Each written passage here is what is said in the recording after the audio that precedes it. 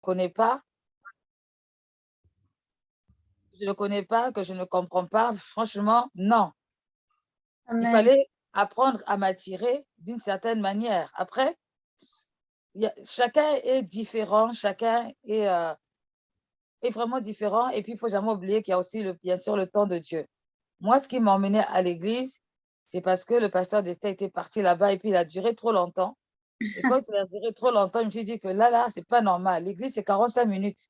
Comment lui passer de 13h jusqu'à 14h? Et puis, il est revenu heureux. Ça m'a intriguée. Je me suis dit, mais en ce moment, surtout en 2000, là, on parlait tout le temps des sectes. Il y a des sectes à gauche et des sectes à droite. Je me suis dit que moi-même, je vais aller détecter la secte et puis je vais le sortir de la secte. Amen. Quand je suis arrivée là-bas, donc voilà, on n'a pas évangélisé. Personne ne m'a évangélisé. Je suis allée sur la base de ce que je ressentais. Et quand je suis arrivée là-bas, j'ai vu l'église, j'ai vu la forme de l'église, j'ai vu la taille de l'église. Je me suis dit, mais ça, c'est quelle église? C'est bizarre et tout. Les gens, c'est vraiment... Et je me rappelle que la phrase que j'avais sortie, jamais je me marierai ici. C'était ma première phrase. Je ne sais même pas pourquoi je pensais à ça. Mais parce que j'avais l'image de l'église catholique, avec, tu rentres avec la longue traîne qui te suit, et puis les servants de messe, ou je ne sais pas quoi, qui sont à côté. Moi, c'était ça que je voyais dans ma tête. Donc, une maison, enfin, une salle où les gens sont en train de prier, d'adorer. Je n'imaginais pas, mais j'avais déjà pensé à ça. Mais la louange, l'adoration, qui était authentique, qui montrait que vraiment les personnes là, ils savent de quoi ils parlent. Amen. Ensuite, la prédication du pasteur, pareil, ils savent de quoi ils parlent. Et l'accueil, je me rappelle, c'était le frère Lin qui m'avait accueilli avec le sourire. Je n'oublierai jamais. Avec le sourire, moi j'avais mis ma robe, une robe blanche là. La robe, il n'y avait que le blanc qui était bon. Sinon, le reste, vraiment, c'était bien serré, tout ça. Elle était longue, mais elle était serrée. Donc, allez, je suis partie à l'église comme ça. Genre, je veux me marier, mais bon, pas dans le bon sens. Et on m'a installée, donc je regardais les gens et je me rappelle encore comment est-ce que mon pasteur décrit cela, mais tu ris et tu dis, mais vraiment, voici quelqu'un qui est arrivé, qui a atterri dans un monde qu'elle ne connaît pas et que ça se voit que dans sa tête, elle réfléchit beaucoup à tout ce qui se passe, limite en train de dénigrer ce qui se passe. Mais c'était la seule fois, il y a eu un pasteur, il y avait le pasteur lui-même et puis un autre pasteur qui était là, qui revenait du Gabon, qui est décédé maintenant, qui avait parlé du jeûne. Il a parlé du jeûne et puis tout ça, c'était pour introduire un moment de jeûne. Et par la grâce de Dieu, je ne sais pas pourquoi, je suis rentrée dans cette église une fois, je ne suis plus jamais ressortie de l'église tout court. On ne m'a pas évangélisé, on ne m'a pas appelé pour dire oui, tu viens demain. Il n'y avait pas de suivi, il n'y avait rien.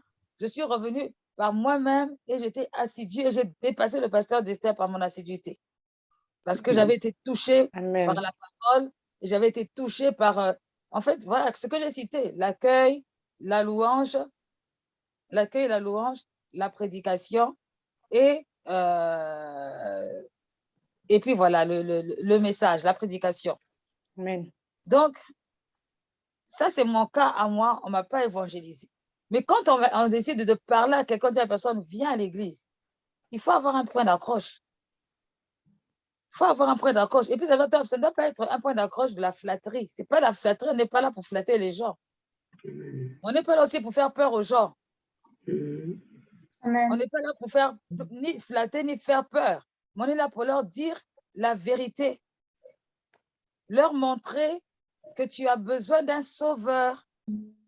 Parce que quand tu évangélises, que tu ne sais même pas pourquoi, il y a des gens qui sont très scientifiques, comme nous autres. Tu ne me dis pas qu'est-ce que je vais gagner là-dedans à long terme.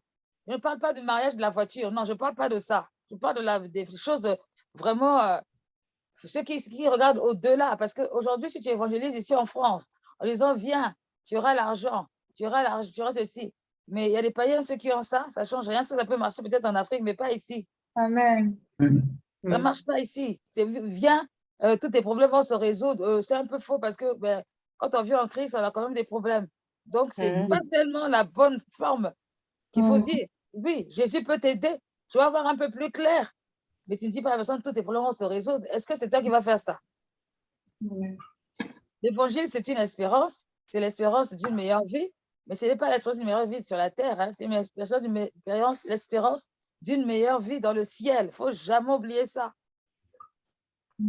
Plus vite et plus tôt et mieux tu dis la vérité à la personne, et mieux la personne pourra faire un choix plutôt que de faire semblant ou de tourner en rond, si ce n'est pas conduit, bien sûr, par le Saint-Esprit.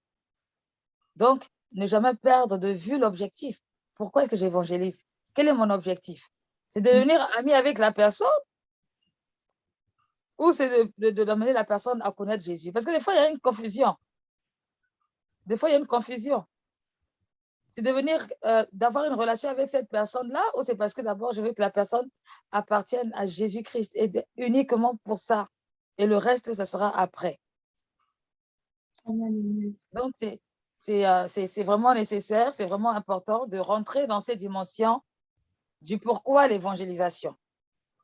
Pourquoi l'évangélisation? Il faut être capable de répondre pourquoi l'évangélisation. Pourquoi est-ce que je vais évangéliser? Quel est le but final? Qu'est-ce qui va permettre que ce soit crédible ou pas? Ça permet de préparer les questions et de préparer aussi les réponses, de savoir rebondir, parce que quand on évangélise, on peut tomber sur tout type de personnes. J'avais écrit en préparant le moment que, voilà, on n'évangélise pas que les Noirs, parce que voilà, comme ils sont noirs, donc c'est l'intimidation ou le complexe. On n'évangélise pas que les pauvres, parce qu'on se dit que, bon, là, comme il a besoin d'un secours, donc on va l'évangéliser. Non, on évangélise tout le monde. Tout le monde a besoin de salut. Maintenant, par rapport à ça, il faut savoir à qui parler et comment parler, pourquoi parler, et qui de mieux peut nous orienter en dehors de la parole de Dieu qui est le Saint-Esprit. Le Saint-Esprit. Ça veut dire que celui qui se lève pour aller évangéliser doit être aussi une personne spirituelle. Une personne spirituelle, parce que cette personne, elle va parler des choses spirituelles et que l'ennemi n'aime pas ça, le diable n'aime pas ça. Le diable combat l'évangile et il combattra toujours l'évangile. Donc, c'est vraiment important de se poser les bonnes questions soi-même, de se poser les bonnes questions constamment. C'est important. Donc, avant que je poursuive, je voudrais savoir, et ça, c'est vraiment important pour moi, parce que je pourrais parler, même plus de 2 heures, mais j'aimerais pouvoir être précise. Et de ce fait, j'aimerais que vous puissiez poser des questions concrètes, pratiques, au sujet de l'évangélisation. Par rapport à ce que vous vivez, votre expérience, ou encore peut-être des précisions aussi pour ceux à qui j'avais prophétisé au domaine de l'évangélisation. S'il y a besoin de précision par rapport à ça, je suis prête aussi à répondre par rapport à ça.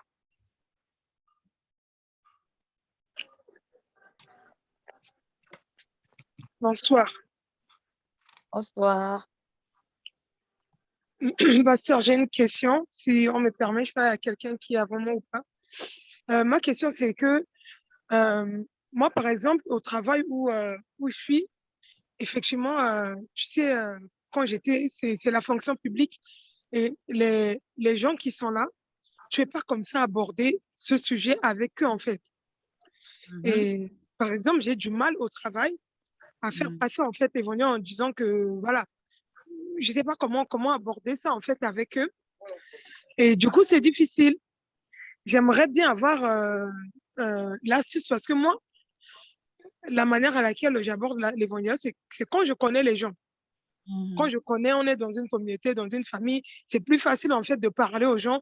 Mais quand comme ça, aborder quelqu'un comme ça directement, j'ai parfois du mal. Et du coup, moi, je voudrais en fait avoir des astuces pour ces genres de choses. Et comme tu l'as dit, on n'évangélise pas que les noirs, les blancs aussi. Parfois, moi personnellement, de moi, hein, moi parfois j'ai la peur d'être refoulée ou d'être agressée Parce que, voilà quoi. Donc, du coup, j'aimerais bien avoir des astuces en fait, par rapport à ça.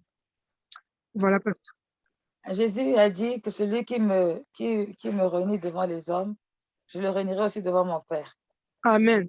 Là, il y a la parole qui le dit. Et il faut savoir que cette peur, elle est naturelle, mais spirituellement, il y a une influence qui est derrière. Le manque de savoir ou de connaissance profonde de ce que implique le fait de parler de Jésus peut emmener à avoir peur et à s'arrêter en chemin par rapport à ce que Dieu voudrait qu'on puisse faire. Et le problème, c'est que le Seigneur a dit qu'on sera rejeté. Et celui qui est mort, il est mort déjà. Qu'importe ce qu'on va lui faire, il est déjà mort.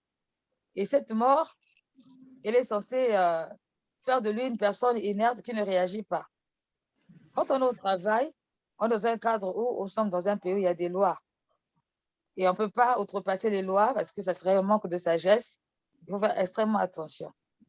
Mais le Seigneur permet que dans notre travail, et c'est là où se trouve en fait toute l'astuce, que nous puissions sympathiser avec certaines personnes.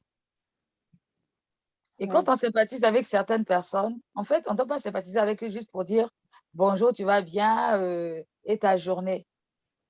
On doit toujours avoir en tête la dimension de prêcher l'évangile. Amen. Et pour cela, en fait, il faudrait déjà prier pour la personne que tu veux évangéliser. Tu recommandes cette personne entre les mains du Seigneur, tu dois d'abord la remarquer. Il faut commencer même par la remarquer. Si tu ne la remarques pas, il ne se passera rien. Si tu l'as remarqué, tu sais un peu les choses que la personne aime, tu sais un peu comment la personne est, comment elle a tendance à parler. Le fait de prier pour la personne en amont ou pour les personnes en amont, le Seigneur ouvrira forcément une porte à un moment donné. Le Seigneur ouvrira une porte à un moment donné et cette porte, en fait, sera une occasion à saisir pour annoncer clairement l'évangile. Maintenant, attention, lorsqu'on est au travail, il y a des lois qui interdisent de parler de la religion, donc il faut être sage. Il faut faire attention, mais il ne faut pas hésiter aussi à dire à la personne que Stéphanie, je ne te vois plus. Hein. Tu as posé ta question, mais tu as disparu. Je suis là, maman, je suis, vu que je suis dehors, c'est pour ça. Pardon. Oui, donc, quand tu parles avec la personne, en fonction de la dimension et du degré de la relation qui avance, il ne faut pas hésiter à inviter la personne à aller à l'extérieur pour être libre. Par exemple, je t'invite au McDo, je t'invite au KFC, ou je t'invite prendre un thé, même un truc, même dans un bar. Il n'y a rien d'extraordinaire. Si c'est un païen, tu lui dis qu'on va aller boire un jus, tu vas boire le jus avec. Et puis là, tu lui parles, tu vas entendre la personne commencer à parler de sa vie. Moi, ceci, moi, cela, tu sais tout. Ah, ben tu sais, moi, en fait, quand je te vois, tu es une personne sympathique. Et par rapport à ce que tu as m'expliquer, bon, moi, je vais te faire un peu le témoignage de ma vie. En fait, c'est ça, quoi. Il faudrait que ça soit authentique. Il ne faut pas que ça soit du genre du coq à l'âne. Viens à l'église. C'est brut. Ici, on est très relationnel. En France, il y a beaucoup de relationnel. Et l'évangélisation passe par le relationnel. Il y a tout un entretien à avoir avec la personne d'une certaine manière pour l'évangéliser et pour l'emmener à soit se connecter, soit à venir, soit etc. Mais il y a toujours... Moi, quand j'étais au travail, qu'est-ce que je faisais? Bon, moi, je prenais beaucoup de risques parce que j'étais vraiment... Bon, je n'étais pas très sage, j'avoue. Je prenais beaucoup de risques, mais j'étais vraiment passionnée. Je ne pouvais pas ne pas parler de Jésus, c'était impossible.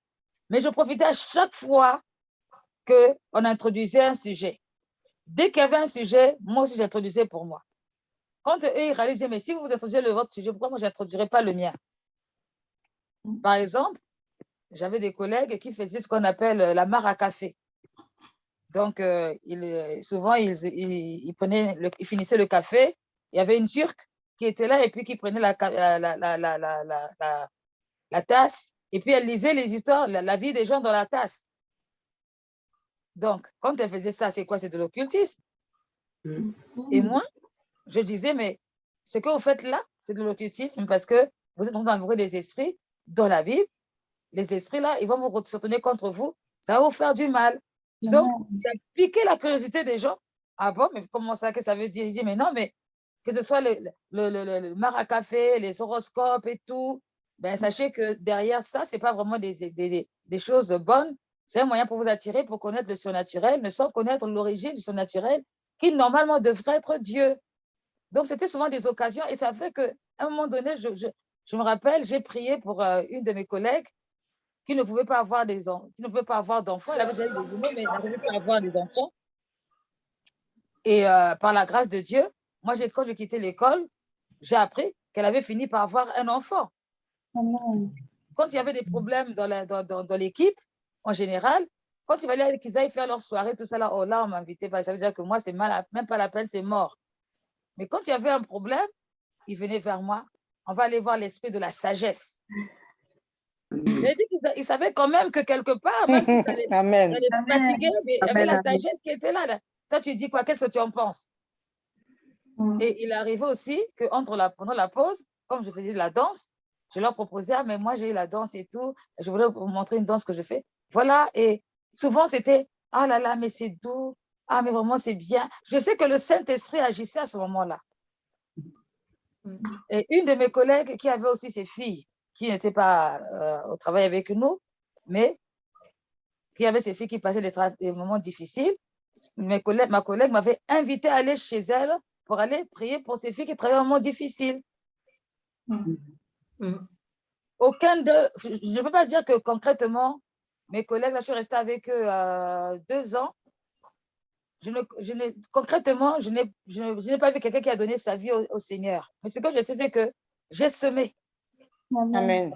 J'ai semé et le souvenir est resté.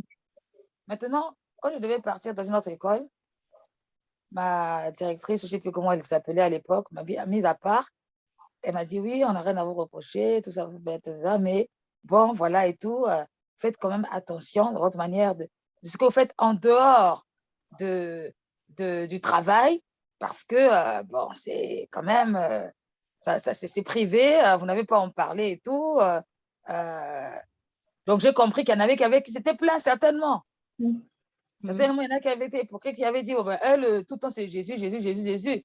Mais en même temps, moi, j'avais fait mon travail et puis ensuite, je suis partie. Et puis, à cette époque-là, je travaillais avec un homosexuel. Je travaillais avec lui. Mais comme j'avais toujours cette pensée dans l'esprit qui me disait que celui qui me renie devant les hommes me renie aussi devant mon père, quand la fête de Noël a approché, je lui ai offert 2 choses. Je lui ai offert une Bible et je lui ai offert une bouteille de vin. Wow, amen. Et lui, comme il savait de quoi j'étais en train de parler, ce que je faisais, lui, il venait aussi dans la provocation. Qu'est-ce qu'il faisait? Il me rappelait les noms de tous les artistes américains qui étaient homosexuels, qui avaient été rejetés par leurs parents. Lui, il faisait ça pour la provocation, mais moi, je comprenais en fait qu'il y avait une souffrance en lui qu'il voulait exprimer. Donc, il faut aller beaucoup plus loin que ce qui est apparent. Amen, amen. L'évangélisation, c'est aller plus loin que ce qui est apparent. Ce n'est pas juste Jésus t'aime et puis c'est fini. C'est bien plus profond que ça. Donc, quand on est dans un cadre comme le travail, quand on est dans un cadre comme une famille ou un cadre amical, il faut beaucoup, beaucoup, beaucoup étudier l'environnement et rentrer quelque part dans le jeu pour faire ressortir. Aujourd'hui, tous ceux qui sont à l'école, Joséphine, ne peuvent pas dire qu'ils n'ont pas entendu parler de Jésus. En tout cas, ils ont entendu parler de lui. Et c'est comme ça qu'en évangélisant, j'évangélisais aussi les mamans qui venaient parfois à la sortie. Qu'est-ce que je faisais? Quand il y avait la sieste des enfants, que je regardais les enfants pendant la sieste, je priais. Je priais et je prophétisais sur les enfants. C'est pour ça qu'il faut faire attention. Quand les enfants sont à l'école, vous ne savez pas ce qui se passe. Moi, ce que je faisais, c'était spirituel, c'était bon. Mais il y a pas aussi des sorciers qui font ça pendant que les enfants dorment et puis ils prophétisent, ils disent des choses bizarres. Amen. Donc, pendant que Les enfants dormaient, je prophétisais ça. Elle sera une princesse. Je prophétisais sur les enfants là, vraiment et tout. Et c'est vraiment, il y avait des enfants qui subissaient l'inceste, tout ça là, je déclarais, Seigneur, l'esprit de rejet ne va pas attaquer. C'était ma manière à moi de pouvoir m'imposer spirituellement dans les lieux. Et je me sentais bien, j'ai aimé cette école. Je me sentais vraiment bien. Et c'est à ce moment-là que j'avais évangélisé. Il y avait eu un séminaire à l'église. J'avais évangélisé la maman de Cécile, Amandine. Amen.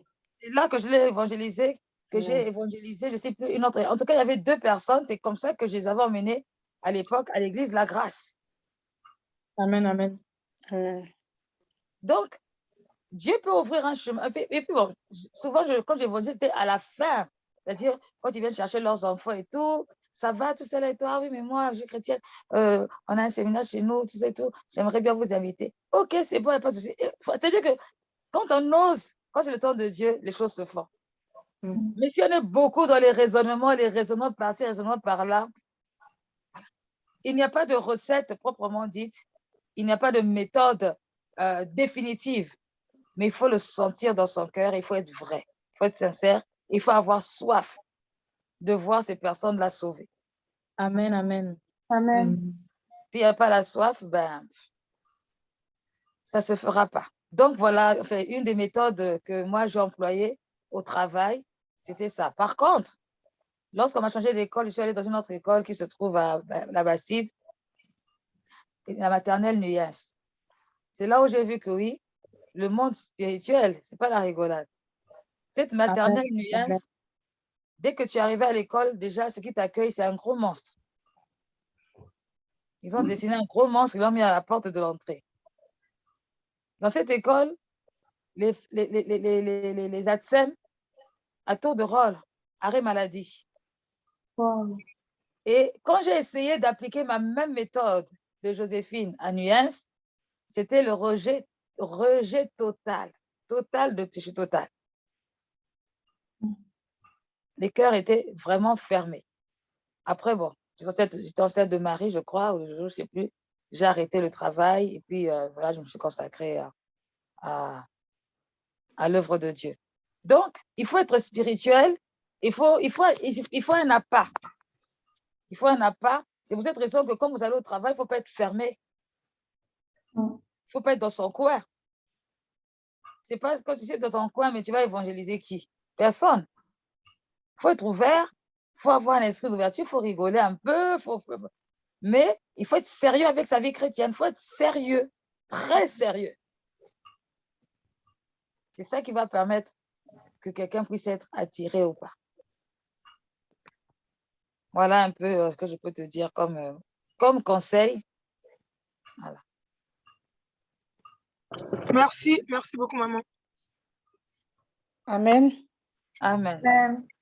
Bon, j'ai eu quelques réponses dans la question de Stéphanie, mais je vais poser quand même la question pour peut-être avoir d'autres choses en de plus.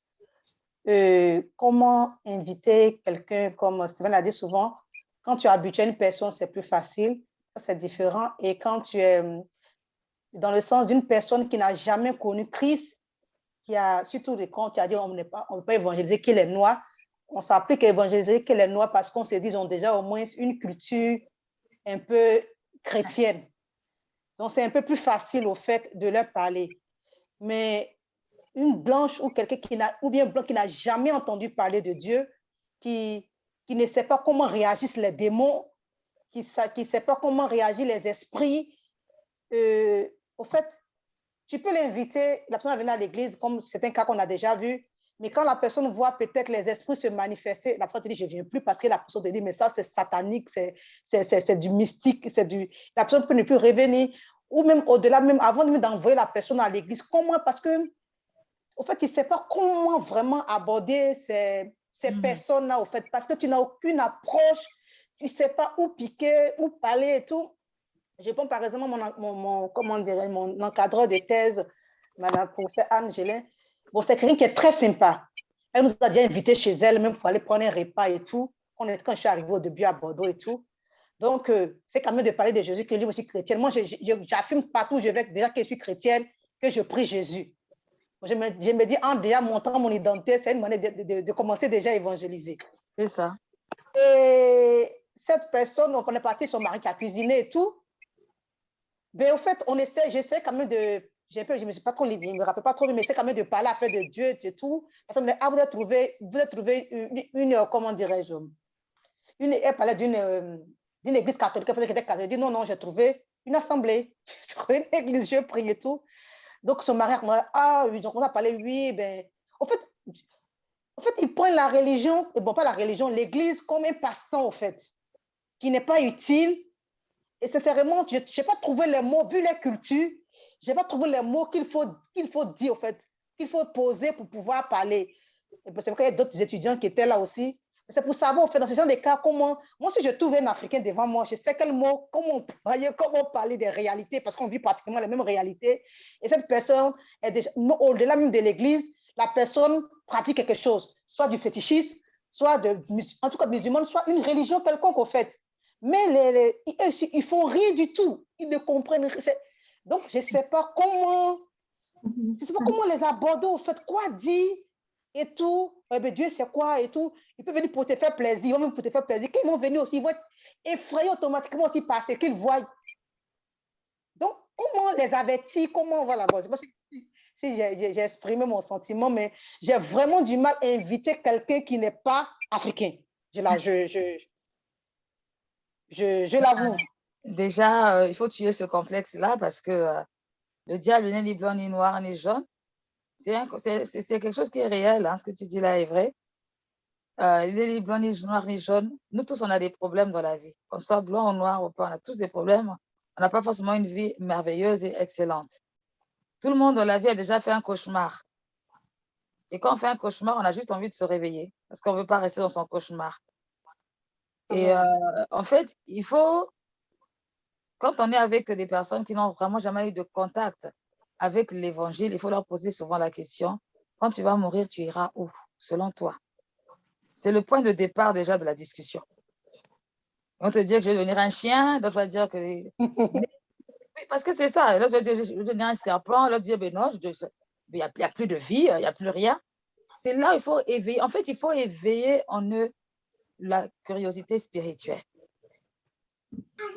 À la fin, ils vont toujours dire, oui, bon, je crois qu'il existe quelque chose, mais je ne veux pas faire de cette chose-là mon maître, par exemple. Ils vont toujours dire ça. Donc, c'est là où il faut piquer. Il faut éveiller en eux le côté spirituel. Et ce côté spirituel, c'est simplement par les choses qu'ils font d'habitude. Ils aiment beaucoup le New Age,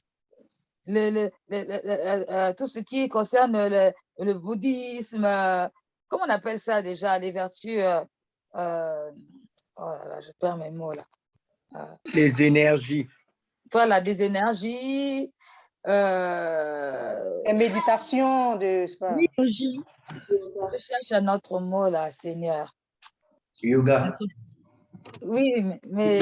C'est l'ésotérisme, ils aiment l'ésotérisme. Oui, tout ça, mais il y a un mot généralement pour ça. Oh là là. La sophrologie, non? Comment? La sophrologie? Ça en fait partie. Oh, L'hypnotisation? C'est pas les forces. Le yin et le yang. L'hypnotisation. C'est quoi ça? La transhumance? La quoi? Les gens que moi je connais pas, hein. Il est quoi? Grosse question? Transhumance. L'hypnose aussi, je sais pas. Oui, mais il y a un terme pour ça, un terme. Oh, Seigneur. C'est pas les forces? Non, c'est pas ça. Oui, ça commence par la relaxation et après c'est tout ce qui est... Un terme pourquoi, en fait, ça regroupe tout ça. Ça regroupe tout ça. Bon. Tu te rappelles. C'est quoi les incarnations? Incarnation. C'est les trucs des païens, les pratiques des païens. Oui, bon, en fait, c'est pas grave. C'est la méditation. C'est le New Age, mais c'est pas vraiment, c'est pas le New Age, c'est le nom de la religion en question, mais... L'humanisme. L'humanisme. Non, c'est pas ça. Non, c'est pas ça. Hein. Bref, en tout cas, tout ce qui est, tout ce qui a trait à ces choses-là, ils aiment beaucoup ça. Pourquoi? Parce qu'en fait, ils aiment le bien que ça fait. Mais la source, là, c'est pas leur problème, ils s'en foutent de ça. Et ils veulent seulement le bien de ça. La paix dans le cœur, je ne sais pas quoi, mais tout ça, en fait, c'est éphémère et ils refusent de reconnaître que cela est à la base spirituelle. Maintenant, je me rappelle comme on avait fait avec la maman d'Élodie, la femme d'Abdel, il faut les ramener à comprendre que derrière toutes ces choses qu'ils aiment bien, il y a des forces spirituelles. La vérité. Et ces forces spirituelles, c'est ça qui font qu'ils se sentent bien pour un moment, mais après, ils ne se sentent pas bien. Pour les rendre esclaves. Or, quand tu acceptes Dieu, quand tu acceptes Jésus-Christ, tu te sens bien, mais tu es censé se sentir bien, et voilà, de façon éternelle, définitivement, sans que tu te sentes redevable à qui que ce soit. Alors que là, au début, il y a une tromperie, on te dit que c'est gratuit, tout va très bien, mais à la fin, il y a des choses que tu dois faire pour garder cela. Ensuite, leur faire comprendre aussi que, par exemple, ce qui concerne la puncture, je ne sais plus comment on appelle, tu te piques les aiguilles sur le corps, et puis après la douleur, pareil. Oui, amen, amen. Parce qu'on a mis ça dans une pointe, je ne sais pas trop quoi. C'est bien, d'accord, tout ça, mais il y a une force surnaturelle qui est derrière, qui fait que pendant qu'on te pique et que tu te sens bien, les démons qui rentrent aussi. Oui. En fait, il faut parler à chacun en fonction de la sensibilité de la personne. Celui qui ne croit en rien, mais qui est impudique, il faut le prendre avec ça. Amen. Celui qui ne croit en rien, mais qui est alcoolique, il faut le prendre avec ça. Celui qui ne croit en rien, mais qui a beaucoup de raisonnement, il faut le prendre avec ça. Celui qui est musulman, qui croit en quelque chose, il faut le prendre aussi avec ça. En fait, il n'y a pas de règles. Pas de méthode. Voilà, préétablies, mais il y a surtout la sensibilité au Saint-Esprit et la connaissance aussi de la parole qui permet de répondre à chacun là où il faut. Donc, un blanc, désolé, les blancs, ils ne croient pas, ils croient. Ils croient même bien. C'est juste qu'ils ne croient pas. Non, ce n'est pas le chaman.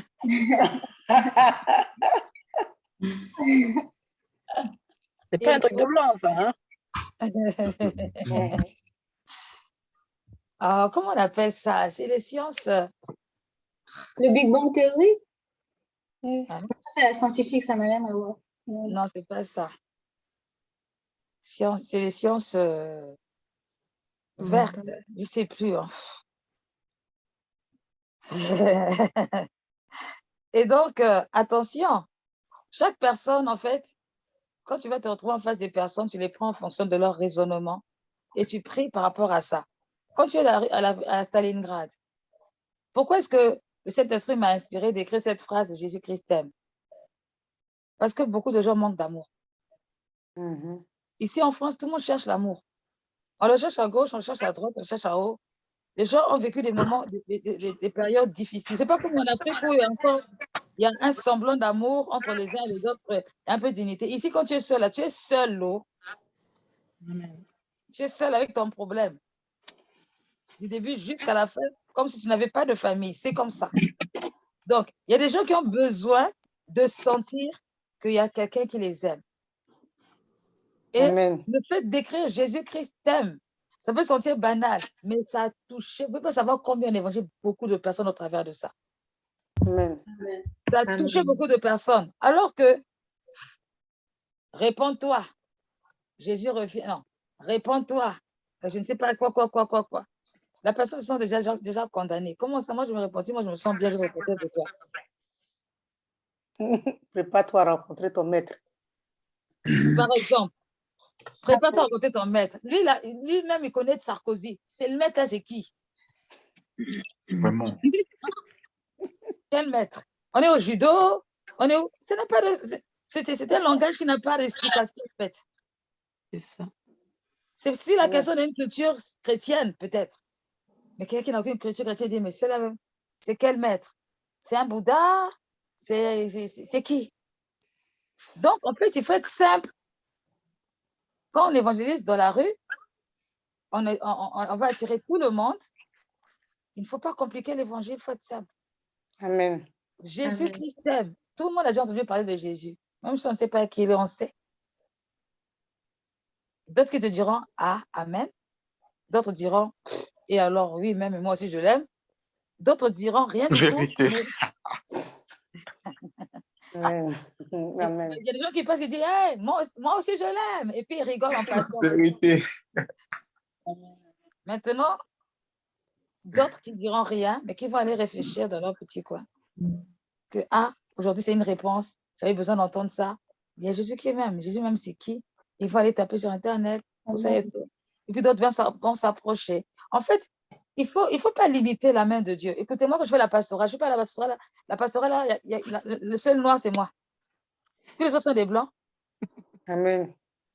Et la fois dernière, quand je suis allée à notre réunion de comité de CNEF, on a fait les témoignages, on a fait tous nos témoignages uns des autres. Ben, écoutez, ils ne sont pas plus ou moins sensibles que nous, tous ça. Amen. Il y en a qui connaissent le Seigneur depuis 15 ans. Il y en a un qui connaissait le Seigneur depuis l'âge de 9 ans. Amen. Et d'autres, ils ont connu à l'âge de 18 ans, en fait. Il y avait plusieurs témoignages et différentes histoires et tout. D'autres, les parents étaient chrétiens. Ils ont grandi dans l'église, comme le nez, c'est Nathanaël. Et en grandissant, ils ont gardé cette culture-là, ils ont gardé la parole. Et puis, ils ont commencé à aimer le Seigneur et à servir le Seigneur. Ils ont fait des enfants. Les enfants, certains ont suivi, d'autres n'ont pas suivi. On a prié par rapport à ça. Mais c'est des blancs. C'est des blancs. Donc, il faut pas limiter la main de Dieu en se disant que oui, d'autres, que parce que c'est, ils croient pas. On est trop dans les a priori. Il faut voir seulement que ça, là, c'est un poisson. C'est bon. Pasteur, moi, j'ai une question si tu as fini. Enfin, j'en ai plein. C'est pas fini. C'est pas encore fini. Donc, il faut voir que c'est un poisson et que lui, là, s'il meurt, il va en enfer. Donc, le cœur va commencer à battre. Quand tu vas voir quelqu'un habillé en costume, au cours de l'intendance, en train de marcher avec sa mallette, comment est-ce que je vais faire pour lui annoncer l'évangile? Amen. Dieu créera une circonstance. Amen. Certaines personnes demandent, tu as l'heure? C'est le début de la conversation. Ou je ne sais pas. Mais si tu es rempli du Saint-Esprit, que tu sais que tu es parti pour évangéliser, ton cœur est déjà disposé au rejet. Comme dit monsieur, je ne sais pas pourquoi, mais j'ai envie de vous dire que Dieu vous aime. Amen.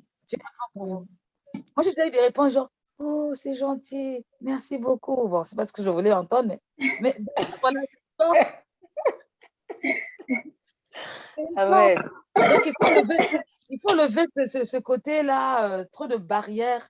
C'est pas bon, c'est pas bon. On n'est pas venu ici en France pour évangéliser une catégorie, pas d'autre. On est là pour évangéliser tout le monde, sans exception. Et maintenant, pour finir, quand tu dis que tu as parfois peur des invités à l'église, ben, si c'est le cas, je peux comprendre. Pourquoi? Parce que normalement, nous devrions avoir des cultes spéciaux d'évangélisation. Les personnes devraient venir d'abord au culte d'évangélisation avant de venir à un culte tout court. Parce que quand il y a le culte tout court, il y a tout le monde.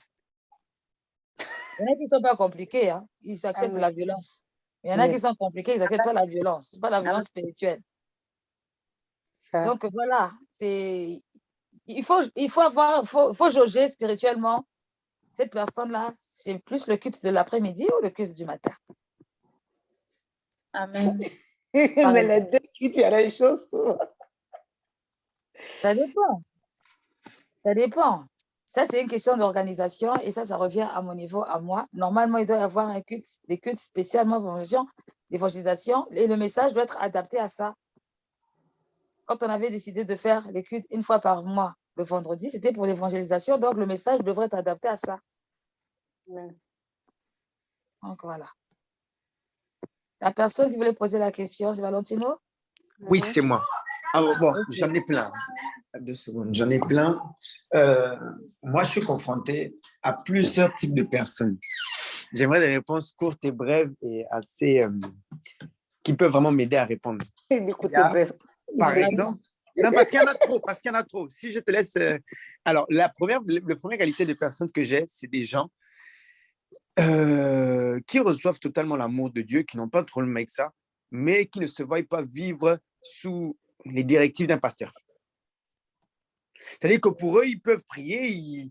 Déjà, bon, c'est sûr, c'est première chose, ils ont un problème avec la sanctification, ça c'est sûr. Mais derrière ça, avoir quelqu'un qui leur dit, voilà, c'est le pasteur, c'est déjà compliqué pour eux. Et souvent, ce n'est pas qu'on leur dit, c'est qu'ils voient comment moi je vis et ça les dérange. Ça, c'est la première chose. Mais je peux déjà répondre à la première chose. C'est pour ça que j'ai dit au fur et à mesure, clair et concis, comme ça, moi, parce qu'il y a beaucoup. Okay. Un pays où il n'y a ni foi ni loi est le désordre. Amen. Quand ils sont au travail, si c'est des gens qui travaillent, ils n'ont pas de chef. Si. Ben voilà.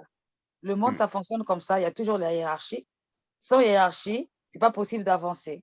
Et si, là, il faut revenir aussi à ce que dit la parole. Il faut s'inspirer de la parole, mais sans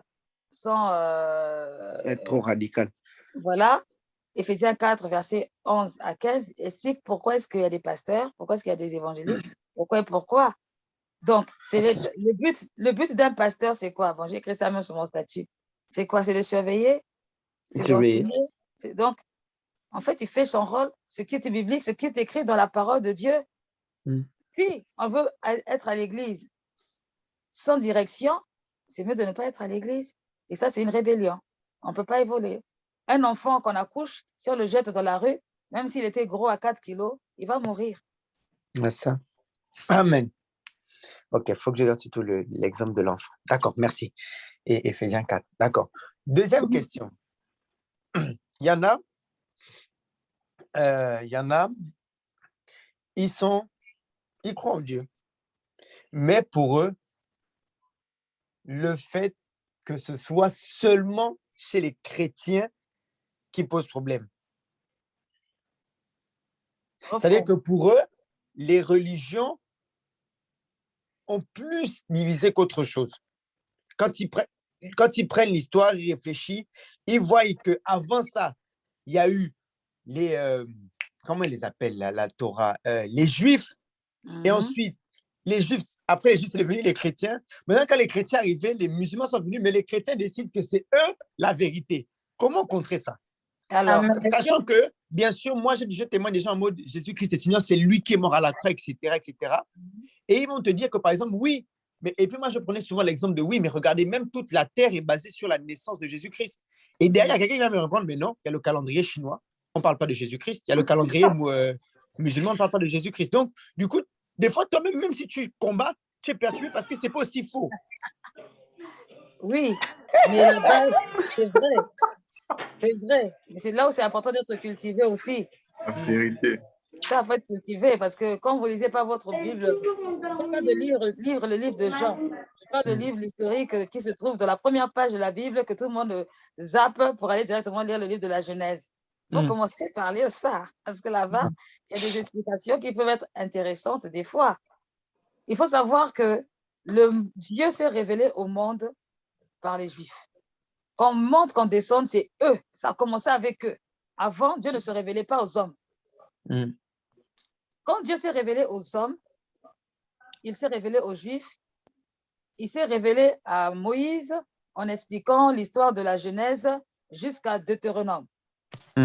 Là-dedans, on parle d'un sauveur.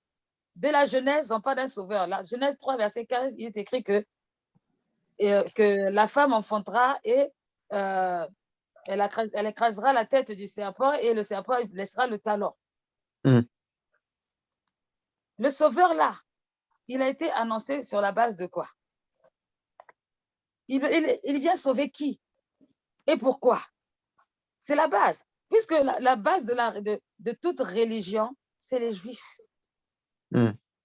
Si vous parlez de religion, la base de toute religion, au départ, c'est les Juifs. Dieu s'est révélé d'abord aux Juifs. Les bouddhistes, les machins sont venus après longtemps là-bas. Très longtemps. Maintenant, les Juifs, lorsque Dieu s'est révélé à eux, ils ont reçu la promesse, ils ont reçu la bénédiction de la part de Dieu, et Dieu voulait qu'ils puissent croire au salut par Jésus-Christ parce que c'est lui-même qui s'est incarné pour venir sauver l'humanité. Amen, amen. Il s'est incarné pour venir sauver les hommes. Ça veut dire quoi? Tu peux croire en tout ce que tu veux, mais si tu ne crois pas en Jésus, tu ne peux pas être sauvé. Amen. Ça, c'est au-delà de la religion. Ça, c'est parce que c'est écrit dans la Bible, c'est comme ça.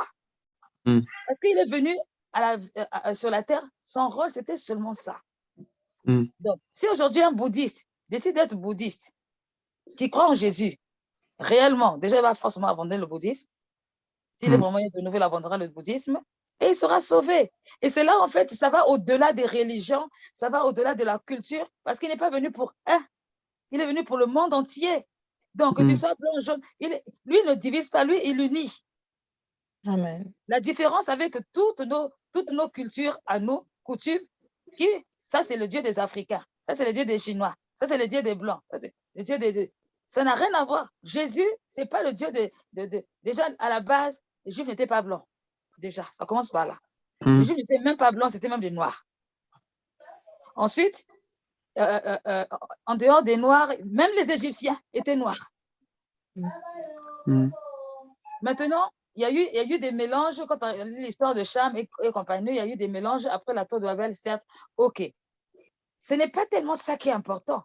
Ce qui est important, c'est le salut à la fin. Le point final, la fin, là, quand tu meurs, tu vas où? Amen. Pasteur, justement, en parlant de la tour de Babel, moi, j'ai eu un gros problème avec quelqu'un à cause de ça. Bref, bon, si je commence là, je ne vais pas laisser les gens parler. Oui, voilà. J'ai eu un gros problème. Oui. OK. C'est qu'en fait, l'histoire de la tour de Babel, c'est que en fait, les hommes ont, entre guillemets, voulu dans l'unité défier Dieu et aller. Oui, maman. Les habitants de Babel ont voulu défier Dieu, si je comprends bien l'histoire. Hein. La tour a été montée pour aller défier Dieu et ils étaient tous dans un même langage. Oui. C'est ça. Et qu'après ça, Dieu a dit que chacun va parler une langue. Et ils sont tous partis. Il n'a pas dit que chacun va parler une langue. Hein. Mais en tout cas, il les a confondus. Il les a confondus en leur donnant une langue bien particulière à chacun pour qu'ils ne puissent plus se comprendre. Oui. Moi, j'ai eu quelqu'un qui m'a dit, entre guillemets, qui m'a fait comprendre que pourquoi ne pas croire en fait que ce serait tout simplement en mode, comment te dire ce qu'il m'a dit ça?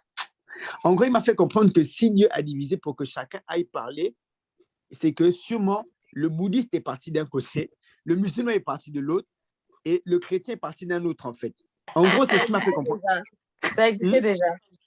Mais moi, je ne sais pas. Amen, Ça amen. n'existait pas, c'est ridicule. Non, mais après, ça, c'est ce qu'on m'a dit. Moi, je te dis, moi, je te montre les choses dans lesquelles je commence, et puis boum, là, je ne sais plus quoi répondre. Je suis obligé de signer. En tout cas, je sache que Jésus-Christ est Seigneur. Parce qu'il y a des trucs, je ne sais pas répondre. Non, mais je comprends. Mais le problème, c'est qu'avant de dire que le bouddhiste est parti, le musulman est parti, ça n'existait pas. C'est impossible. Amen, amen. À cette époque-là, Jésus-Christ n'existait pas aussi. Il faut connaître l'historique de l'Église, l'historique des religions en général. Qui est venu en premier, qui est venu après? Amen. Aujourd'hui, les chrétiens, ils sont venus des Juifs. C'est écrit dans la parole de Dieu. Ils ne peuvent pas renier les Juifs. Mahomet est venu de qui? Ben, des chrétiens, je suppose. Non, pas du tout. Mahomet, Non, même Ismaël? Même pas. Du tout. Pas du tout. Pas du tout. Lui, il a dit qu'il a reçu une révélation, l'ange Gabriel l'a visité. La vérité, Amen, ouais, vraiment. c'est ça. Et qu'en plus de ça, voilà. Alors, le Coran, dans le Coran, on reconnaît que Jésus-Christ, il va venir enlever les gens, il va nous sauver. On reconnaît qu'il est très spécial, mais on refuse de reconnaître qu'il va sauver, enfin qu'il est, C'est le Fils de Fils de Dieu. Il y a un problème.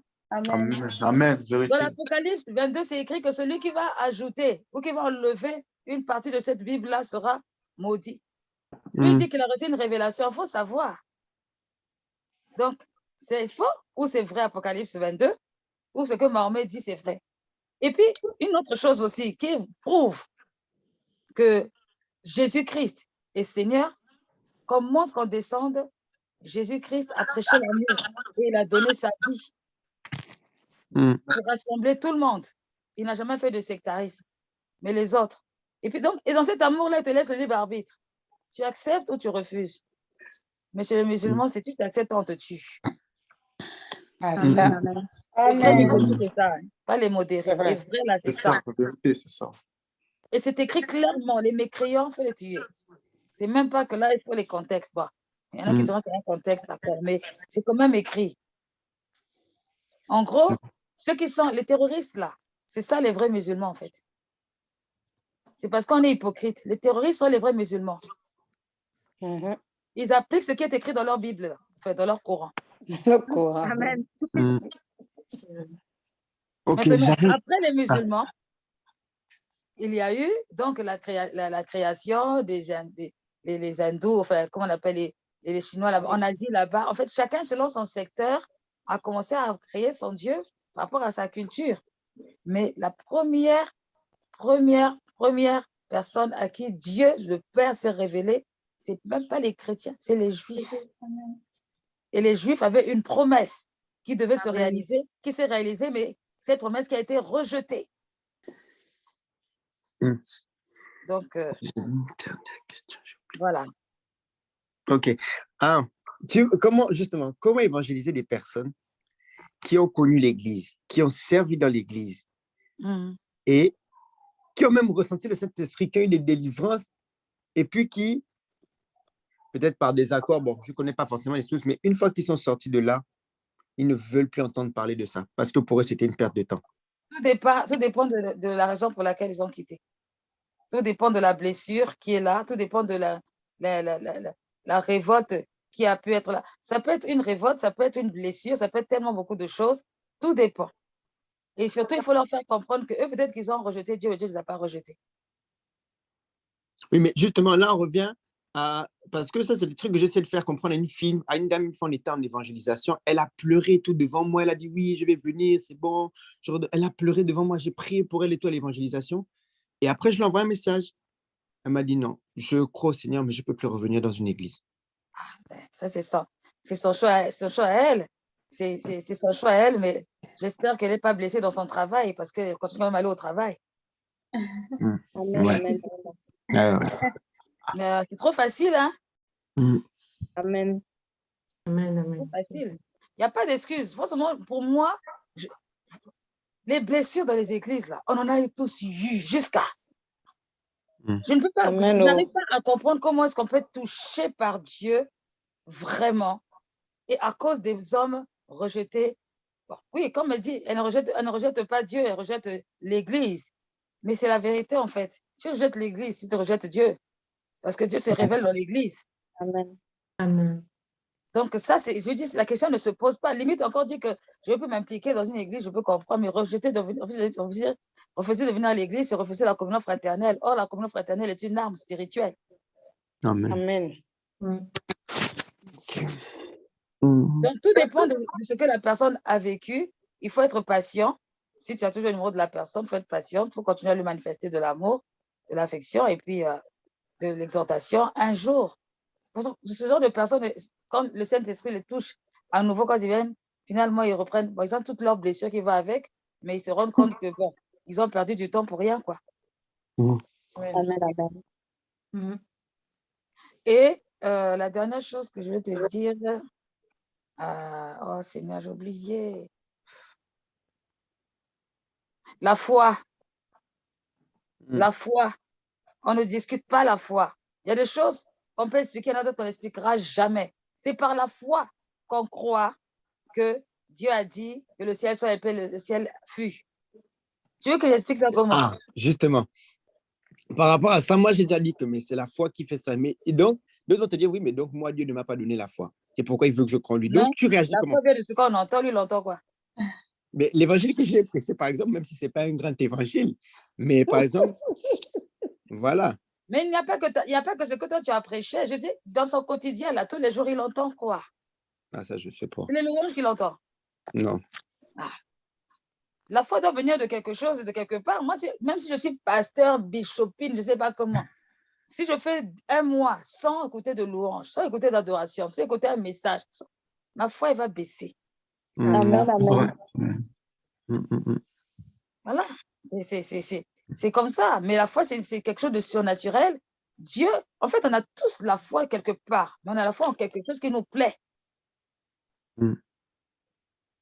Et on rejette ce qui ne nous plaît pas. On n'y met pas le cœur, c'est tout. Ouais, bon, c'est tout, je pense. Là, c'est bon. Bon. Un exemple. Comment tu évangéliserais Jonathan, qui a eu son père qui avait des pasteurs, son père qui a ouvert une église. Jonathan qui vient à l'église, qui vient souvent avec Christopher. Son père avait mis, c'est ça, non, Christopher, si je ne me trompe pas. C'est sa mère. Voilà, sa mère a fait une cellule de prière avec un pasteur. Il vient à l'église. Il peut se retrouver en train de vraiment prier, d'adorer Dieu. Et l'autre côté aussi, il peut être en train de combattre Christopher à un point. C'est-à-dire qu'il est tellement mélangé que tu fais comment? Parce que lui, il a tout. C'est l'amour du monde. Mais lui, tu l'évangélises comment? À part prier, tu fais quoi? Disons que ce qu'il est en train de faire, c'est bien, mais un jour tôt ou tard, il devra répondre devant le Seigneur. Mais il en est conscient, pasteur. Comment? Il en est conscient. C'est pas qu'il est inconscient, il en est conscient. Il faut seulement prier pour lui que Dieu le touche. Il n'y a même pas d'évangélisation à faire avec lui. Il faut prier pour que Dieu le touche. Parce qu'il connaît la vérité. Moi, quand je vois Jonathan, là, pour moi, ce n'est pas un païen. Mais c'est clair. Quand je le vois, je trouve que c'est une personne, en fait, qui ne veut pas laisser le monde. C'est tout. Il ne veut pas les restrictions spirituelles. Qu'on met sur la tête du pasteur, ça n'a rien à voir. Le pasteur, là, c'est lui qui a écrit la Bible. Non. Non, parce que comme ça, pasteur, il y en a plein comme ça dans notre entourage. Comment tu fais pour leur... C'est-à-dire que c'est même pas pour leur dire que je suis... Parce qu'ils savent. Et même moi, je peux dire que grâce à Christopher et moi, il y a beaucoup qui ont changé de mentalité par rapport à ça. Il y en a qui se sont endurcis, mais il y en a d'autres qui se sont vraiment plus assagis, entre guillemets. Mais derrière, maintenant, le processus de vraiment, je donne ma vie, c'est un autre combat. Il faut prier pour eux, jeûner pour eux, et puis laisser le Saint-Esprit, Dieu faire son travail. Hein, vous n'êtes pas des dieux. Et voilà, il faut passer. Mais il faut vraiment avoir l'amour pour des âmes, pour eux, quoi. Il faut toujours les voir comme des personnes qui se perdent et que comme ça vous stimule à continuer à prier et à les garder en esprit généralement. Voilà. Parce que je leur ai tout dit. Je leur ai dit que, à vous dire, vous êtes perdus, vous êtes des pécheurs, vous allez en enfer, ou bien Dieu vous aime, allez au paradis. Non, mais parce que tu ne sais plus comment, tu sais plus comment, je te dis avec. Hein? Ils ont déjà entendu ça. À quoi ça sert de leur dire ça? Ils sont au courant? Non, mais j'ai l'impression des fois, ils ne sont pas au courant. Ils ne sont pas fatigués de leur vie. Ils ne sont pas fatigués. Quand une femme va accoucher, elle s'en fout du gynécologue qui est en face de lui, elle va accoucher. Eux, ils ne sont pas fatigués de leur vie. Il faut prier pour qu'ils soient fatigués de leur vie. Ben oui, hein. C'est là, c'est de quoi je parle. Ok.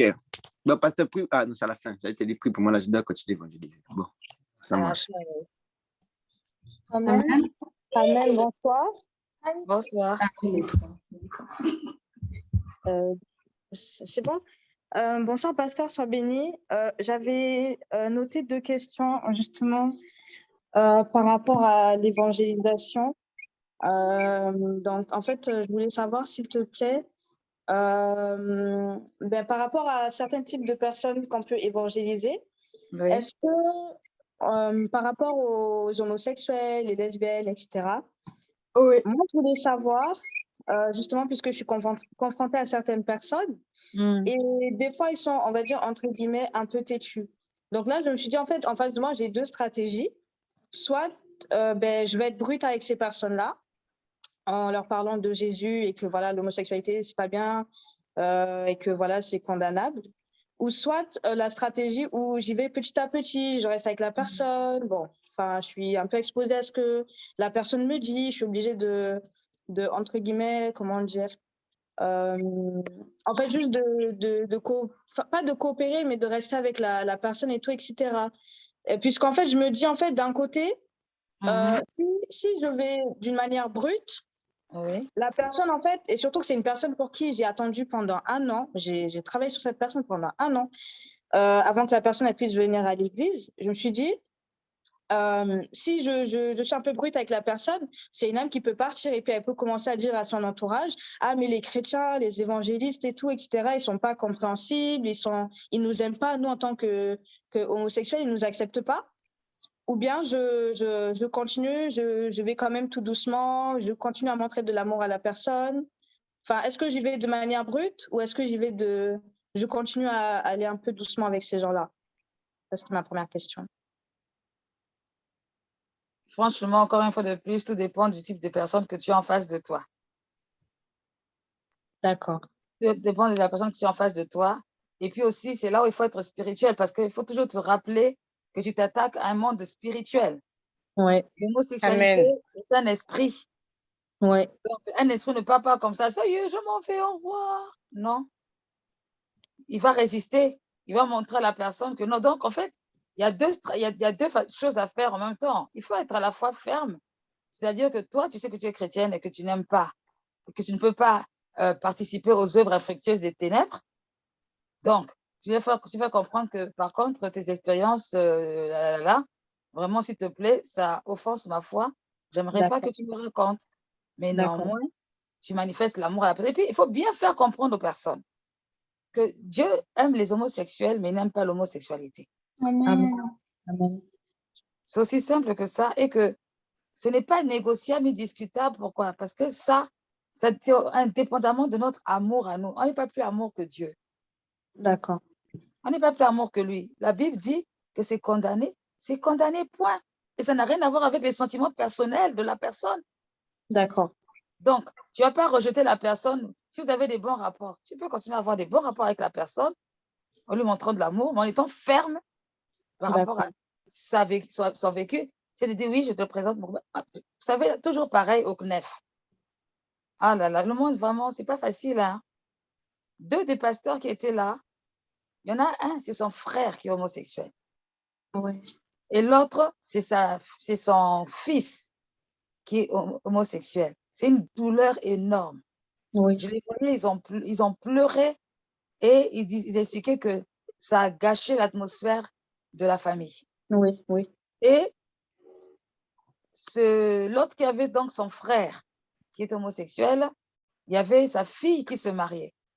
Donc, il se posait la question, est-ce qu'il doit inviter le frère homosexuel ou pas? Parce que le frère homosexuel là est avec un autre. Oui, oui, oui, oui. Voilà. Mince. Et du coup, lui, il a décidé que non, il veut bien inviter son frère, mais sans l'autre. Sans l'autre.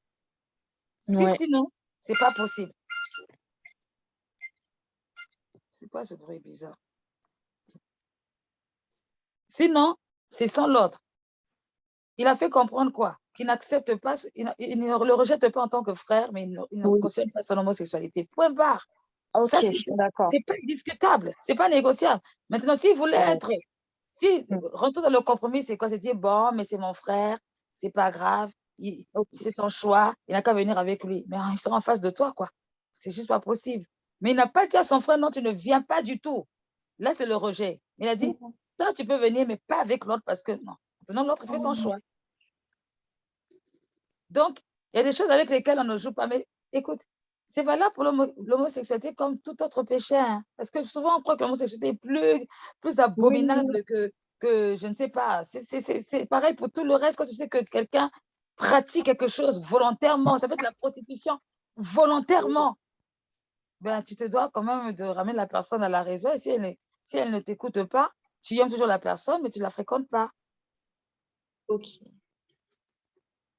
D'accord. D'accord. Après, est-ce qu'il y a une autre? Ma deuxième question, c'était que, ben, en fait, par exemple, on va dire que j'ai invité une personne à l'église. Et en fait, cette personne, justement, lesbienne, et du coup, elle essaye de se rapprocher du Seigneur, puisqu'elle croit en Jésus. Mais en fait, le souci, c'est que la personne, en fait, en venant à l'église, elle a été surprise un peu par la manifestation du Saint-Esprit. Et du coup, cette personne n'a plus trop envie de remettre les pieds à l'église. Donc, par rapport à cette situation, je me dis qu'au lieu de rapprocher la personne de Dieu, c'est comme si je lui en éloignais. Donc, je voulais savoir, en fait, c'était quoi la stratégie à utiliser dans ce genre de situation. Mais moi, je vous ai dit aujourd'hui que quand vous invitez les gens, surtout ceux que vous connaissez là, vous ne les préparez pas. Si, je lui en ai parlé. Parce J'ai qu'il a essayé dit de quoi? lui Mais mettre. tu vas voir les gens tomber, mais ne sois pas étonné, c'est parce que c'est le Saint-Esprit qui fait ça par rapport à ça, non? J'avais un peu en parlé, mais je pense qu'elle avait. Elle pensait que c'était juste du blabla, en fait, je pense. Ouais. Bah oui, mais bon. Après, j'ai envie de dire aussi une chose. Après, c'est pas tout le monde forcément qui passe par là. Mais excusez-moi, ce sont des personnes qui regardent des films d'horreur. Mm. Ce sont des personnes qui vivent des choses vraiment, qui vivent des sensations fortes. Ce sont les premiers à courir derrière les sensations fortes. Alors, quand tu vois quelqu'un en train de crier, je ne sais pas en quoi est-ce que c'est extraordinaire, en quoi ça devient très choquant. En fait, c'est une ruse aussi. Il peut y avoir une réelle peur, mais il peut y avoir aussi une ruse derrière. Ouais. Quand on t'explique quelque chose, ben, tu dois écouter. Il faut, si la personne ne veut pas écouter, c'est que ben, elle n'est pas faite pour être là. Et puis, malheureusement, c'est tout. Hein. Je ne vois pas qu'est-ce qu'on pourrait faire. Mais ce qu'il y a à faire en premier lieu, c'est de préparer les personnes. Parce que vous savez comment le culte se passe. Il faut préparer les gens. Il ne faut pas qu'ils arrivent là et puis ils sont surpris. Il faut dire que tu sais, voilà, il y aura telle personne, quelque chose qui peut se passer. Il se pourrait que ça se passe comme ça. C'est écrit dans la Bible. Voilà, voilà, voilà et tout. Peut-être que c'est même ça dans d'autres églises parce qu'eux, ils ne pratiquent pas la puissance du Saint-Esprit. Oui. Mais nous, on le fait. Et au travers de ça, il y a des guérisons. Il y a ce qu'on appelle des délivrances. Délivrance, c'est quoi? C'est quand on chasse les démons. En fait, si vous expliquez, Amen. la personne arrive, bon, ça sera impressionnant, mais elle sera préparée. Amen. Mais pasteur, c'est exactement ce que j'ai fait avec verset à l'appui, puisque j'essaie tout le temps en fait de préparer la personne. Des fois, je vais essayer d'envoyer des versets pour que la personne elle puisse lire, pour se préparer entre guillemets spirituellement. Oui. Et j'en parle un peu à la personne, je glisse des versets par-ci par-là. Comme ça, la personne elle est un peu consciente de, on va dire, de certaines choses, quoi, puisque c'est pas forcément des gens qui lisent tout le temps la Bible. Mais Ah oui, malgré c'est ça, sûr. pardon. Oui, ça, c'est sûr, c'est sûr. Donc, malgré ça, je me retrouve en face d'une situation un peu compliquée. Après, c'est le Saint-Esprit qui convainc le cœur. Hein. Si la personne ne veut pas, elle ne veut pas. Ce n'est pas forcé. D'accord. Voilà. Parce que moi, comme je l'ai dit au départ, je suis allée à l'église. Au début, certes, qu'il n'y avait pas de démons et tout. Mais un jour, j'ai entendu un démon parler de la bouche de quelqu'un. Moi qui avais tellement peur, j'ai même pris mes jambes à mon cou pour m'enfuir. Hein. Ça n'a jamais été le cas. Donc, voilà, à un moment donné, c'est trop facile. Il y a tellement de choses plus bizarres qui se passent même dans la rue là-bas. Ça ne choque pas. Et sinon, ce qu'il y a dans l'église qui vient choquer, bon, voilà, que les dons spirituels ne vont pas s'éteindre parce que les gens, ils ont peur. Non, sûrement pas. Oui. Maintenant, quand on fait les cultes, on ne peut pas dire au Saint-Esprit, Saint-Esprit, aujourd'hui, vraiment, tu te tais. Tu ne touches pas à Alexia. Aujourd'hui, il faut que tu ne touches pas à Alexia. On ne peut pas faire ça. Amen. Oh. Parce que je pense que généralement, le dimanche, quand tu es dans tes états, là, on ne te touche pas. C'est toi-même là, tu dois... Et c'est la faute de qui? C'est la faute de personne. On fait avec. On est une église charismatique et on va le rester. On ne va pas devenir une église tiède parce qu'il faut garder les gens. C'est quoi ça? Amen. Amen, amen. Les gens, ils s'adaptent à nous. Pardon. Et puis, ce n'est pas une affaire de noir. Je connais aussi des églises de blanc où il y a plein de ça. Oui. Amen. Oh. Amen. Donc, il faut être convaincu de ce qu'on fait et puis, il faut les expliquer. S'ils ne comprennent pas, ce n'est pas grave. Il faut continuer à prier pour elles dans le secret et puis avancer. D'accord. OK. Je fais ça. Merci beaucoup, pasteur, pour tes réponses. Sois béni. Après, C'est vrai qu'il y a des réunions qui peuvent être faites exprès pour ça. Mais il y a des réunions où tout est mélangé, comme le culte, tout est mélangé. C'est lié à l'onction, donc on va faire comment? Mais justement, c'est ça. Amen. Alia. C'est Alia. Amen. Merci, pasteur, sois béni. Amen. Alors moi, bonsoir moi, ma question c'était quelles étaient les étapes pour bien évangéliser et en fait dans les étapes où est-ce que je continue et où est-ce que je vois que je m'arrête en fait au niveau de l'évangélisation et de la prière pour les âmes parce que des fois je me dis bon à chaque fois je me pose la question mais là ce soir j'ai eu 2 réponses en plus de celle-là. C'est que au début de l'année bon j'ai été un peu j'étais très cash très vite alors qu'on était je suis dans un endroit laïque et ça a été un peu mal vu on m'avait fait du chantage, on m'avait dit si je continue à parler de ça, on va me retirer de l'école. Et en fait, ça m'a un peu refroidi et je me suis fermée du coup durant toute l'année scolaire. Je n'ai pas pu en fait très bien évangéliser, je dirais, dans mon entourage. Et la deuxième chose, c'est que même si à l'école, je n'ai pas pu le faire, même si j'ai tenté plusieurs fois après avoir mal fait parce que j'ai manqué de sagesse, j'ai évangélisé à d'autres personnes. Et au final, je ne sais pas en fait ce qui a fait qu'ils partent, si c'est parce qu'ils ne voulaient pas accepter la vérité ou ils ne voulaient pas changer leur vie. Je me dis en fait, j'ai porté aucun fruit. La première question, c'est le Seigneur. Si par exemple, moi, je fais ma part et à la fin, je porte aucun fruit. Et le Seigneur, lorsqu'il reviendra, il ne va pas me condamner puisque j'ai fait ma part. Et que Tu peux répondre à cette question, hein, franchement. Ça, c'était la première question. Mais... Merci. Non, ce n'est pas Ézéchias 3. Hein. Non, je veux dire Ézéchiel 3, verset 12. Ou verset 17. Ézéchiel 3. J'ai déjà même dit ça il y a plusieurs fois. J'ai déjà même dit ça il y a plusieurs fois. Ah bon? Et la deuxième question, c'est par rapport à l'étape comment bien évangéliser. Parce qu'en fait, à bout d'un moment, c'est un peu décourageant. Le problème, c'est que vous êtes trop convaincu que vous êtes trop bon, quoi. Dès que je vais évangéliser là, wouh, ça va marcher, ça va être génial. Amen, amen. Non, mais vous êtes dans le monde du bisounours. Hein. C'est le monde des bisounours. Quand on va évangéliser, on va attaquer le monde des ténèbres.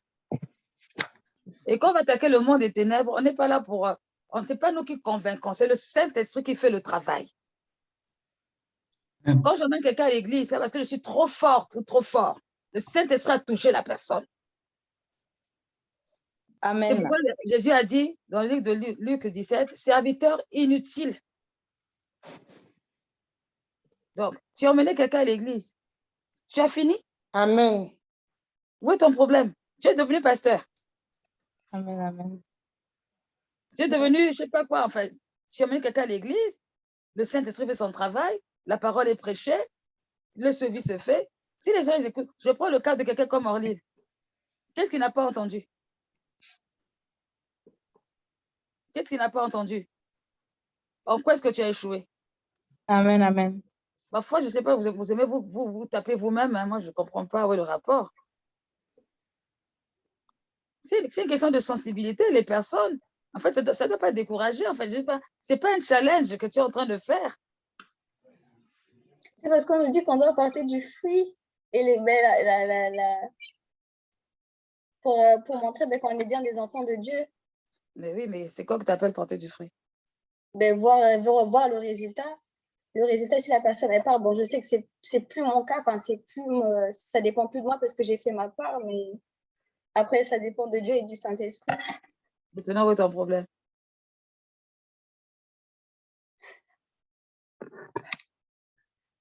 Ça doit t'emmener à persévérer, à te dire que ce n'est pas facile, il faut continuer.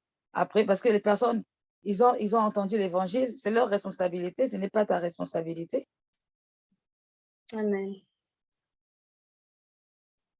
Il faut faire attention dans la vie. Tu culpabilises pour rien. Bon, bref, passons. Amen. Les différentes étapes pour l'évangélisation. Mais il n'y a pas vraiment de différentes étapes. Il faut s'assurer, surtout que quand on évangélise, qu'on est vraiment en train d'annoncer Jésus et non en train de parler de soi sans terminus. Amen. On ne parle pas d'un Jésus religieux. On parle d'un Jésus qui agit dans la vie des gens concrètement.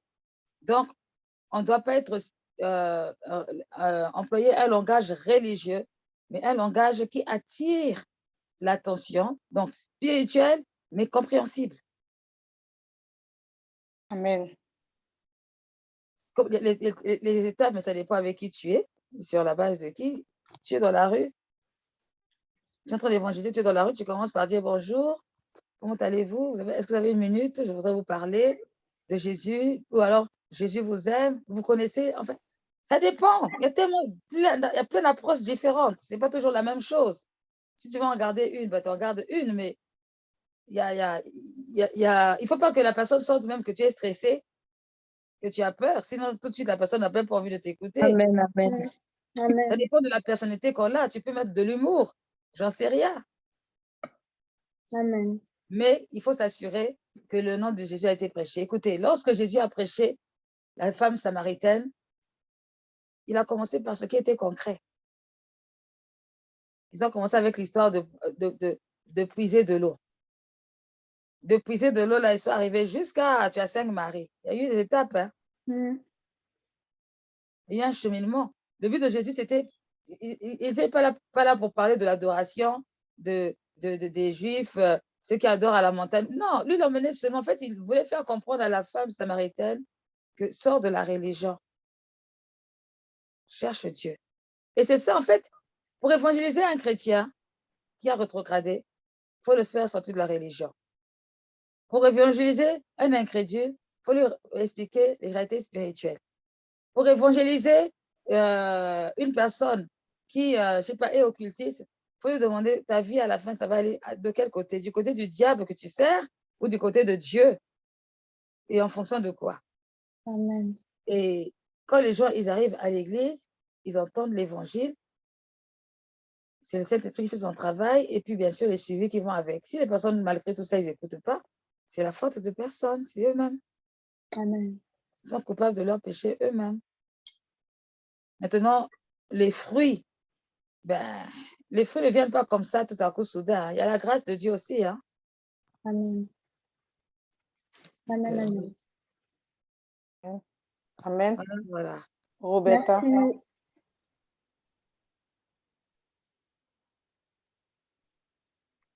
Bonsoir, maman. Bonsoir. Alors, ma question est, qu'est-ce qui pourrait être la raison pour laquelle une âme ne se donne pas à Jésus-Christ malgré le fait qu'on met en pratique toutes les stratégies? J'explique un peu. Moi, je pense que j'ai déjà eu un peu la réponse par rapport à l'IA. Mais par exemple, à l'époque, tu disais qu'il fallait... tu nous as donné en fait les stratégies, prier, jeûner et tout ça. Et en fait, à l'époque, j'étais hyper zélée. Je parlais tout le temps, évangéliser tout le temps au travail, partout dans la rue, partout dans le tram. Et en fait, je priais, jeûnais. J'ai pris des temps de prière à 3 heures du matin. J'ai tout fait en fait. En tout cas, j'ai tout mis en pratique. Eu la foi, parler de Jésus, parler de moi, parler de tout. Et en fait, il n'y a eu rien du tout. Ils m'ont bloqué à la place. Il y a eu une seule personne dans ma grande liste de personnes où j'ai prié, tout, c'était Alexia. La seule personne que le Seigneur a touchée, s'est donnée au Seigneur et est toujours là. Donc, ma question est, est-ce que j'ai raté quelque chose ou... Toi, tu es bien la sœur de ta sœur. Hein. Amen. C'est le Saint-Esprit qui tombe.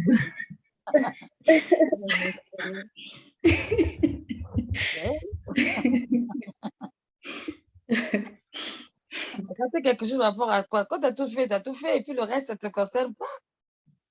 C'est vrai. Et puis, les résultats aussi, c'est à long terme, ce n'est pas forcément immédiat. Vous voulez trop l'instantané, ce n'est pas le café. Amen. Amen, amen. Amen, amen. Ce n'est pas le café. Je ne sais pas. Valentino, tu es toujours là. Valentino. Tu m'entends pas? Non, je ne t'entendais pas. Oui. Comment tu as fait pour emmener Christopher? Alors, bon, Christopher, en fait, c'était...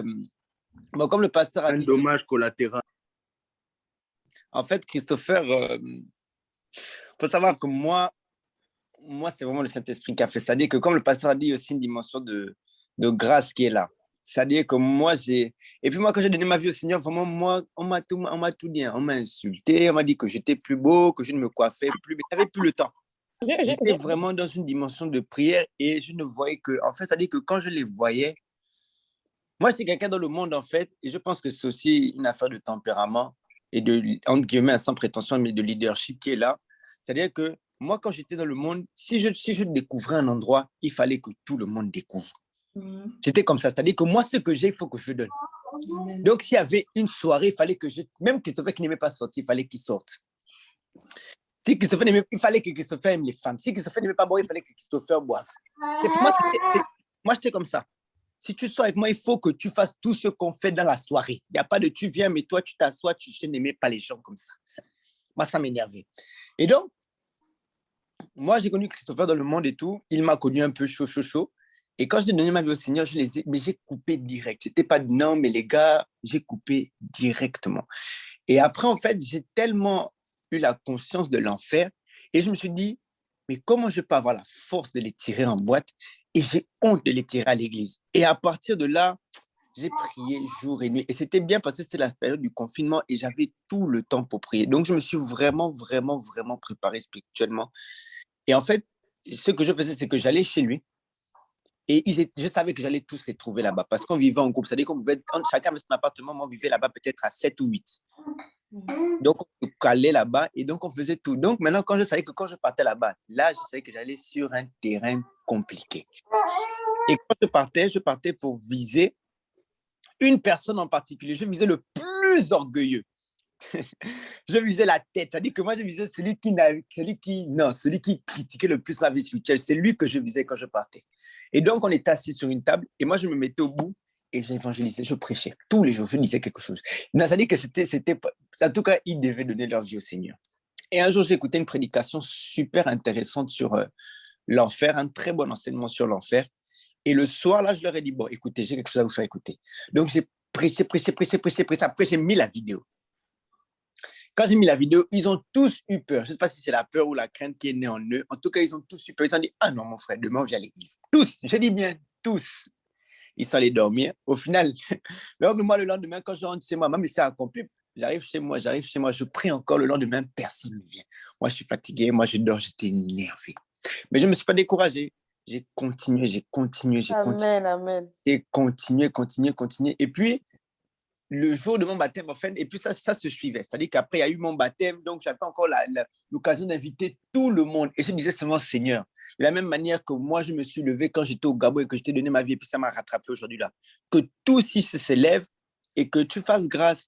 Et effectivement, le jour de mon baptême, il y a plein qui se sont levés, mais je pense que beaucoup n'ont pas pris conscience. Et derrière ça, il y a encore eu un travail. Il y a même des gens, il y en a qui ont dit non avec l'orgueil. Mais celui que je visais le plus, il ne s'est pas levé le jour de mon baptême. Il ne s'est pas levé. Mais il y en a d'autres, tu sentais qu'ils réfléchissaient quand même. Ils ont dit, ah non, Tino a changé. Donc, il y a quelque chose. Donc, ils se sont levés. Et je pense qu'ils ne savent pas que le Seigneur a semé quelque chose en eux.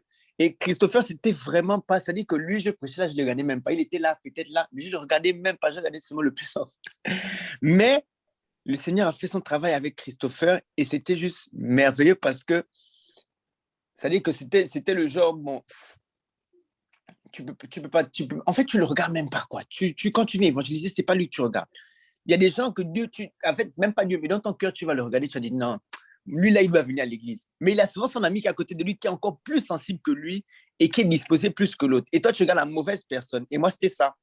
Mais comme ils étaient en groupe, je savais que moi, c'était, il faut qu'ils donnent leur vie. Et puis, je leur parlais beaucoup de l'enfer. Je parlais énormément de l'enfer. C'est-à-dire que comme le pasteur a dit, comme il ne connaissait pas, je parlais de la fin, en fait, de la fin. J'étais tout le temps, mais la fin, elle allait finir en enfer. Et puis moi, j'avais pas de, oui, non, les gars, Dieu vous aime. Je n'étais pas dedans parce que je les connaissais. Je savais que eux là, si c'est Dieu vous aime, l'ego, ils connaissent. Ils ont connu l'amour de l'amitié, l'amour des femmes. Donc, c'est même pas ça qui va changer quelque chose dans la vie. Moi, je leur prêchais l'enfer. C'est-à-dire que vous là, si vous continuez comme ça, vous allez en enfer. Bande d'impudiques, bande de menteurs, d'ivrognes. Moi, j'étais comme ça.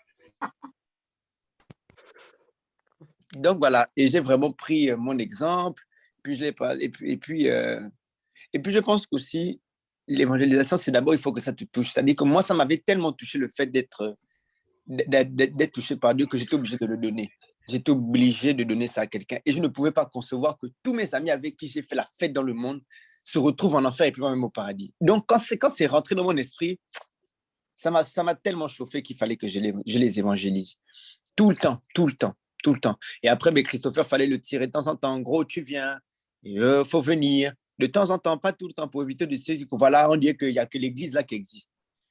Donc, de temps en temps, je l'évangélisais, je disais, il faut venir. Il venait une fois, 2 fois, il observait. Et puis, il y a quelque chose qui m'a touché. Un jour, il a mis sur sa photo de WhatsApp, il m'a mis en photo. Je dis, ah, ça, c'est quelle histoire? Lui et moi, il m'a mis en photo. Et j'ai dit au pasteur, ah, pasteur, moi, je ne comprends pas comment Dieu. Bon, moi, je m'appelais grand frère. Lui, il m'appelle grand frère, il m'appelle. Non, j'étais dépassé. J'étais dépassé. C'est-à-dire qu'il y avait le pasteur pour vous témoigner, j'étais dépassé. J'étais en mode, mais comment les gens peuvent me donner autant de respect à cause de Dieu comme ça? Et donc, ça m'a tellement motivé à aller chercher, chercher, chercher, chercher. Et c'est comme ça que Christopher est venu. Et pourtant, même le pasteur peut être témoin, Christopher avait des personnes autour de lui qui n'étaient pas forcément de bon usage pour lui, pour sa vie de consécration. Mais quand j'avais l'occasion, je lui disais quelque chose. Et je pense que le pasteur faisait aussi très bien son travail derrière. Je priais, et puis il me disait, bon, là, il faut dire ça, il faut faire attention à telle personne. Et donc, dans ça, Christopher a su tenir ferme par la grâce de Dieu. Et aujourd'hui, on en est là. Amen. Amen. Amen. Donc, ce qu'il faut retenir de ce témoignage, c'est que plutôt que de dire oui, moi, ça m'énerve, je suis découragée, il faut se dire surtout que c'est un travail de longue haleine, que c'est le Saint-Esprit qui fait le travail dans les cœurs. Amen. Et que nous, notre rôle à nous, c'est d'ouvrir la bouche, de parler. Et le rôle de Dieu, c'est le rôle de Dieu, du Saint-Esprit, c'est de les convaincre pour que la gloire de Dieu puisse se manifester. Et que ce n'est pas une seule fois, mais c'est tout le temps. Quand on commence à servir Dieu au début, il y a toujours l'échec. Il y a toujours l'échec. L'échec est là en permanence. Mais est-ce que tu vas t'arrêter à ton échec ou tu vas persévérer pour aller jusqu'à ce qu'il y ait du succès? Toutes les personnes qui ont prié dans l'évangélisation ont subi des échecs, des rejets, des tas de choses, mais ça ne les a pas arrêtés parce qu'ils avaient la conviction de la vision, de la mission que Dieu leur a donnée particulièrement. Amen, amen. Donc voilà, il faut croire, il faut persévérer, il ne faut pas s'arrêter. Moi, je prends l'exemple de la copine de Pamela. Voilà, elle est venue, elle n'est pas revenue, mais toujours, Pamela cite toujours son nom. C'est de la persévérance, tout en pensant à quelqu'un d'autre, mais il y a de la persévérance quand même dedans. Et ça, c'est vraiment important. Mais quand quelqu'un a déjà entendu parler du Seigneur, et puis qu'elle arrive à l'église, elle te regarde, ce n'est pas ta faute. Les fruits, c'est que tu les as emmenés, et puis c'est tout. Donc, Roberta, pour répondre à ta question,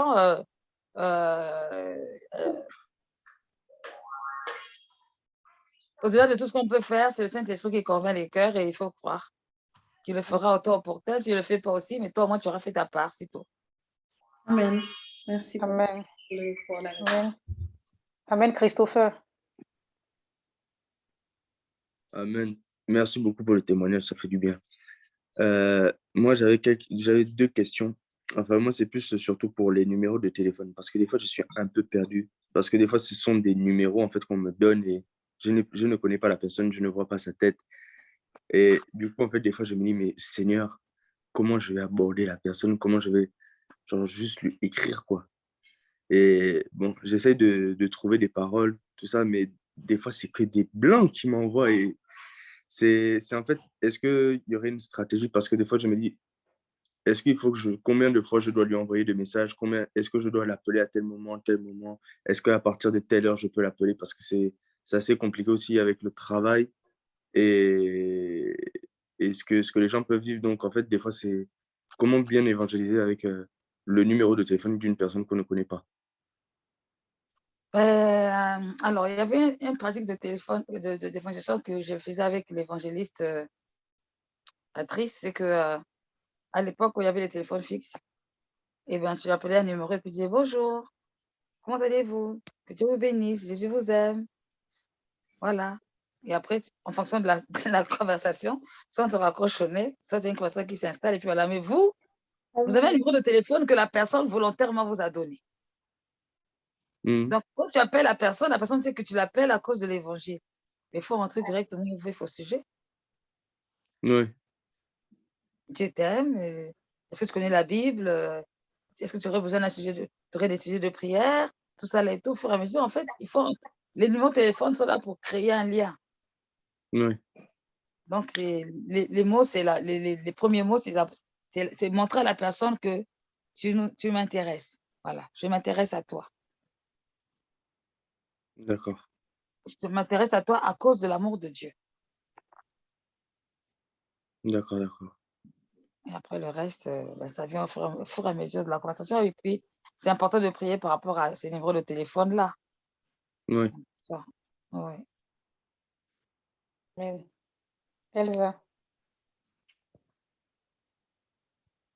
Bonjour tout le monde, bonjour pasteur. Du coup, ma question, c'est, par exemple, dans nos boîtes aux lettres, on reçoit des fois des gens qui nous laissent des prospectus avec leur numéro. Souvent, moi, je sais pas si on a droit, mais je leur envoie un verset biblique avec, et puis je dis, donne ta vie au Seigneur, et puis soit à la fin des fois, je mets ton numéro, le numéro du pasteur. Je dis, si tu veux accepter, je dis, mais appelle sur ce numéro. Et en fait, des fois, c'est des marabouts, tout ça. On peut faire ça ou pas, maman? Ouais, des fois, je le fais. Ça fait, et en plus, depuis que je fais, ça fait longtemps qu'ils ne mettent plus ça dans notre boîte aux lettres. Ah, tu parles que c'est les marabouts? Oui. Et toi, tu veux voir les marabouts, quoi?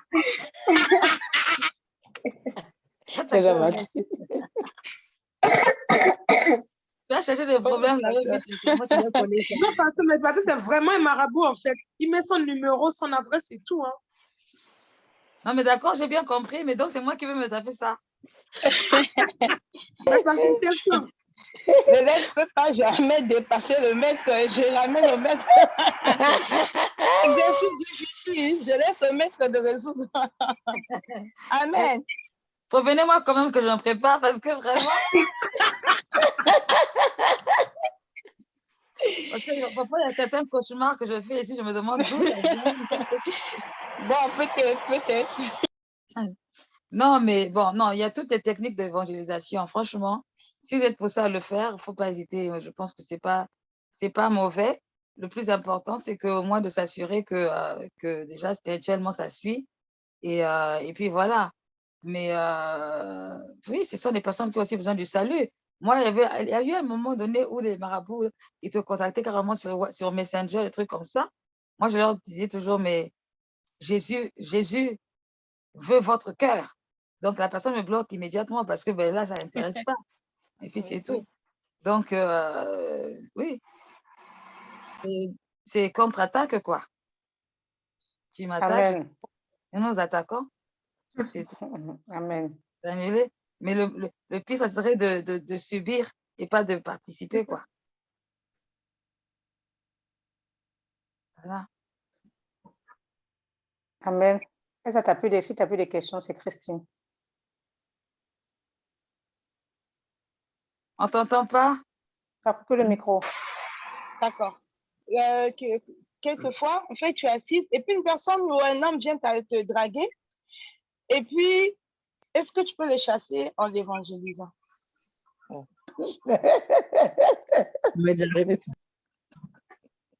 Hein? Je ne pense pas qu'on peut le chasser en l'évangélisant. On peut l'évangéliser tout court.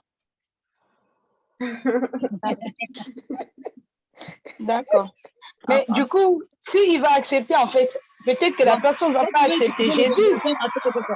Donc, tu veux utiliser l'évangélisation pour le chasser. Hein? Tu veux utiliser l'évangélisation pour le chasser. C'est Tonton Willy qui a dit c'est ça. Oui. Mais non. Mais non. Regarde-le, c'est un perdu.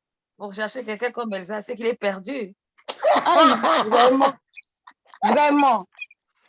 Non, pardon, je voulais juste... Non, mais non, vraiment, ça veut dire qu'il est quand même néanmoins. Ben, soit il est perdu, soit chacun, t'es quand même...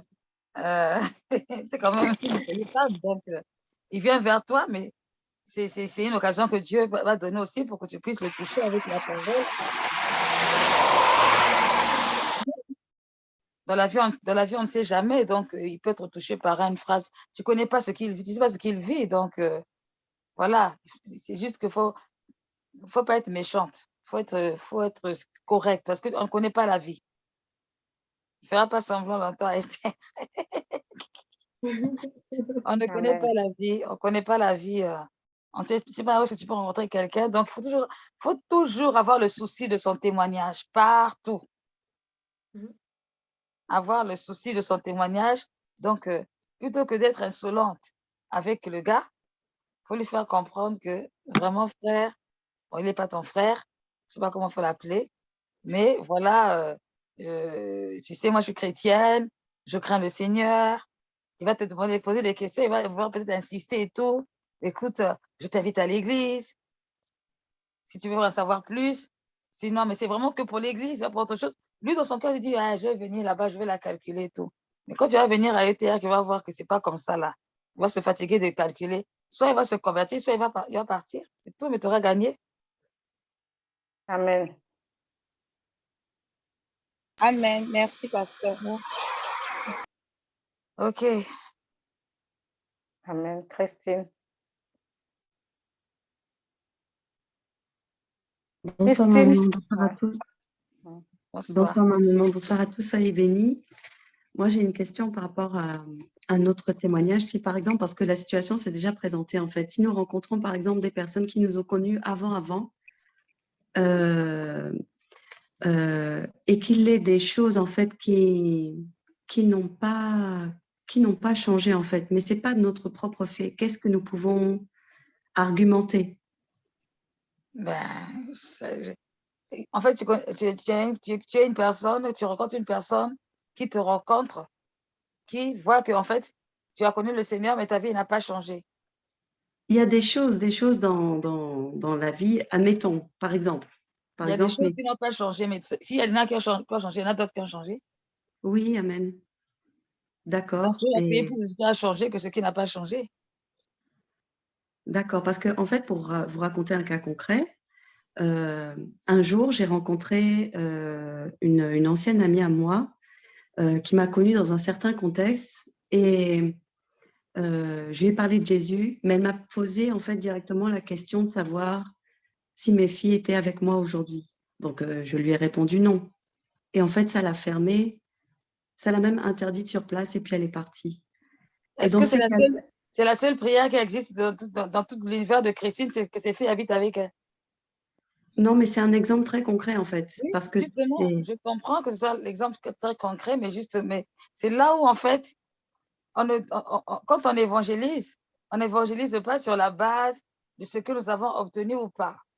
On doit évangéliser en rapport avec le salut. Amen, amen, amen, amen. Parce que si c'est en fonction de ça, bah alors là, c'est même pas la peine, on va tous arrêter. Moi, sinon, il m'a exaucé au bout de 40 ans, franchement, c'est pas la peine. Hein.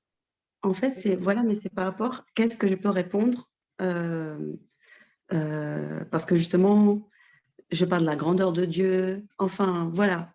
Bref, qu'est-ce que je peux répondre si la personne, en fait, va me sortir un truc du avant, mais qui serait toujours présent, en fait, ou quelque chose qui n'a pas changé, qu'est-ce que je peux répondre, en fait, à ça? Dieu est souverain, il fait ce qu'il veut. S'il n'a pas Amen. fait ça, il peut faire autre chose. Voilà. Amen, amen. OK, Et puis, il d'accord. faut leur poser la question, quand tu me regardes la même physique, tu ne vois pas qu'il y a une différence avec avant. Amen. Amen. Au niveau de la paix que tu peux dégager par rapport à avant. Je veux dire, il y a des choses qui sont beaucoup plus concrètes que l'habitation de tes filles avec toi. Est-ce que Dieu il est magicien? Si ça ne correspond pas. Mais ce qui est dommage, en fait, c'est ça, c'est que j'ai même pas eu le temps de dire la délivrance de l'impudicité, la délivrance d'un certain nombre de choses, enfin le dégoût d'autres. Enfin, j'ai même pas eu le temps, en fait, de dire les. Si tu lui parles de la délivrance, de l'impudicité, elle s'en fout, elle est dans le monde. Ça ne va pas lui parler. Ça ne lui fait rien du tout. Elle a juste besoin de comprendre que Dieu l'aime, qu'elle doit être sauvée, qu'elle a besoin d'un sauveur par rapport à ça. Parce que moi, je ne connais pas la vie. Tout dépend du type de vie de la personne. C'est par rapport à ça. La difficulté que j'ai rencontrée a été évoquée tout à l'heure.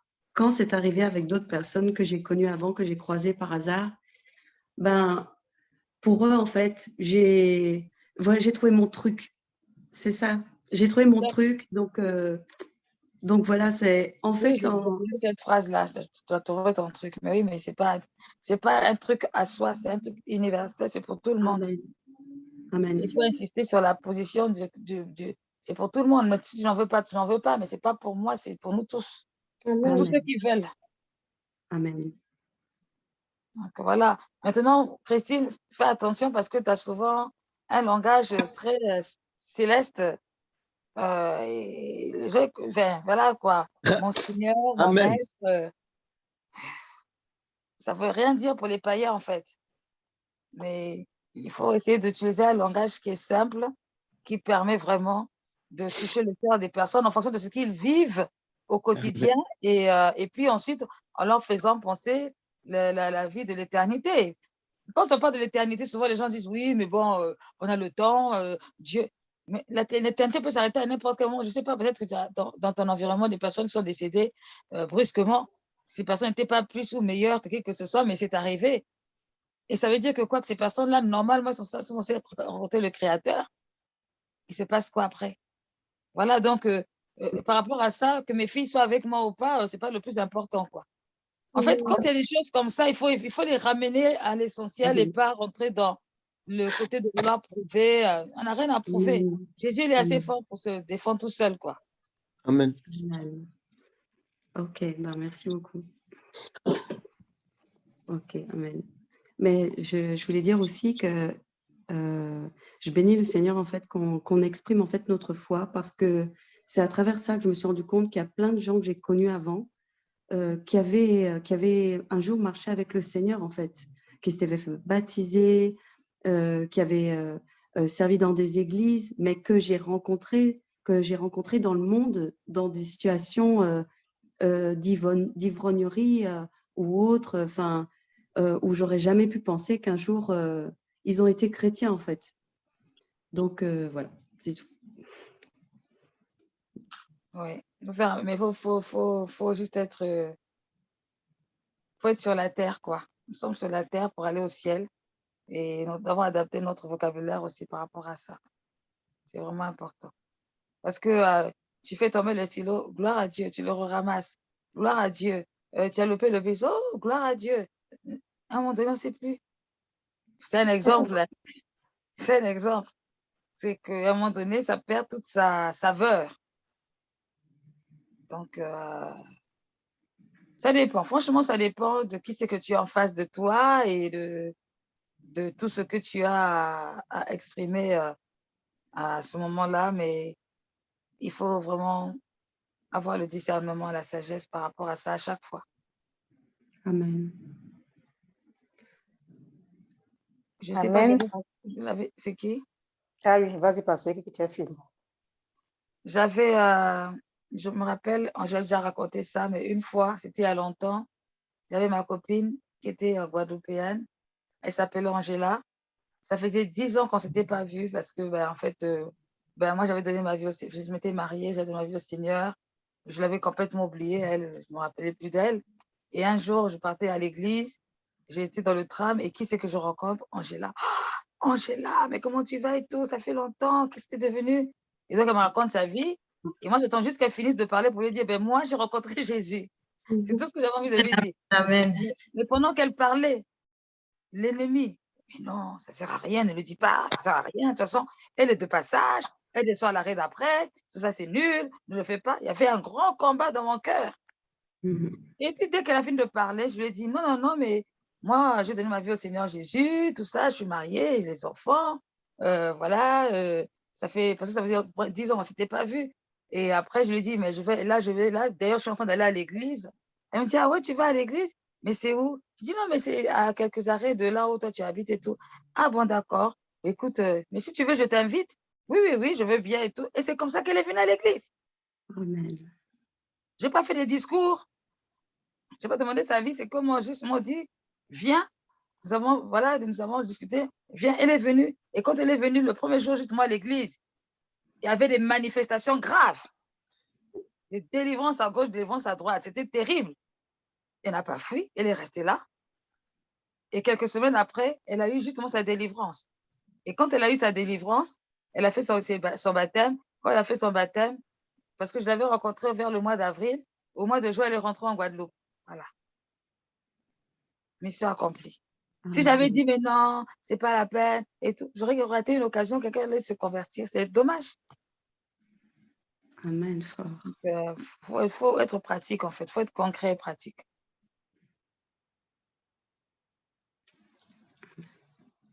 Amen. Il n'y a plus de questions au moment qui me Je ne sais pas s'il y a d'autres personnes, mais il n'y a plus de questions. 31, vous finissez à quelle heure? Tu avais mis quelle heure? Je vérifie l'heure. Alia, c'était quelle heure? Je pense que c'était 21h30. Ah.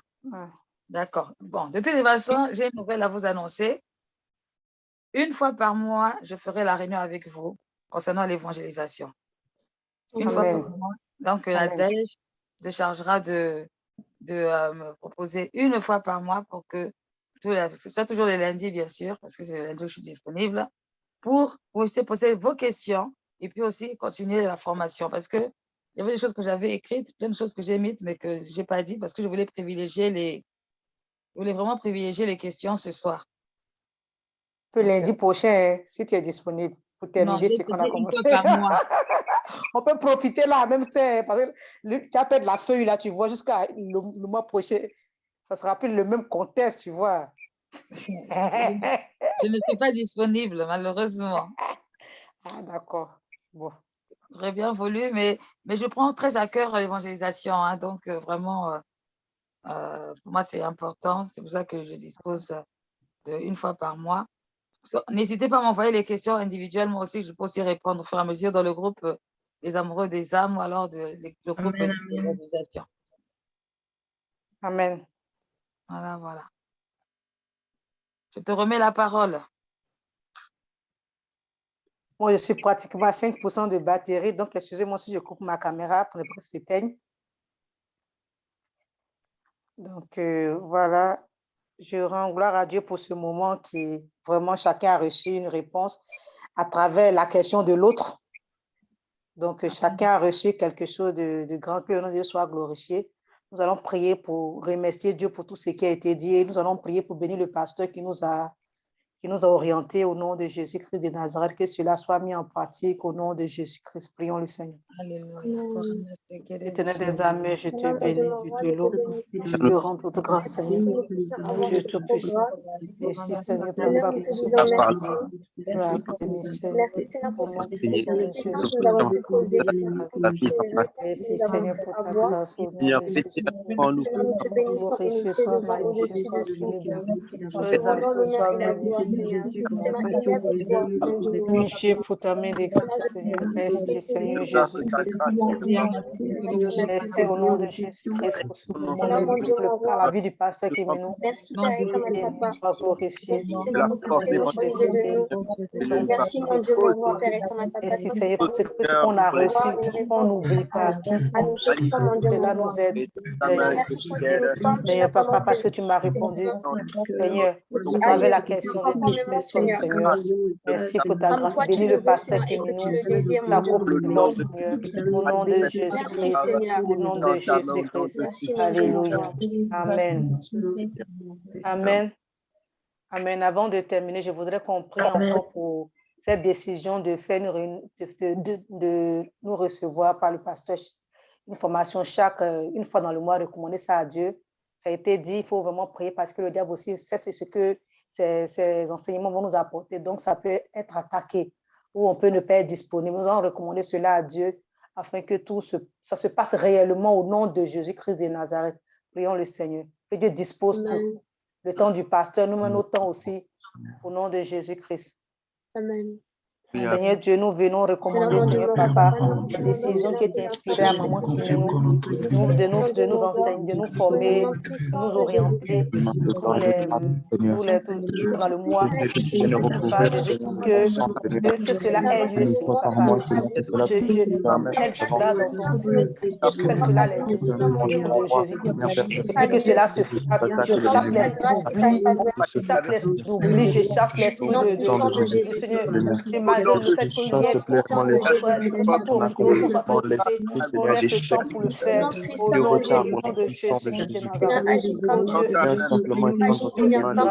Au nom puissant de Jésus. Glorifie ton Seigneur. Au nom puissant de Jésus-Christ.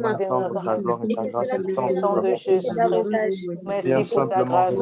Alléluia, au nom de Jésus-Christ. Amen. Amen. Amen. Gloire à Dieu pour ce qui a été fait. Comme je vais choisir une personne qui va prier pour nous recommander pour la fin et bénir aussi le pasteur en priant. Comme la personne qui a le plus parlé, le frère Valentino va nous recommander entre les mains de l'Éternel. Tu vas bénir le pasteur, tu as demandé à Dieu que sa coupe déborde et puis tu vas nous recommander entre les mains du Seigneur. Amen. Amen. Merci maman Nadège, merci pasteur. Seigneur, je te rends gloire pour la vie de notre maman. Père, une mère merveilleuse, une mère pleine de grâce, une mère qui enseigne avec le cœur et l'attitude d'une personne qui veut nous voir grandir.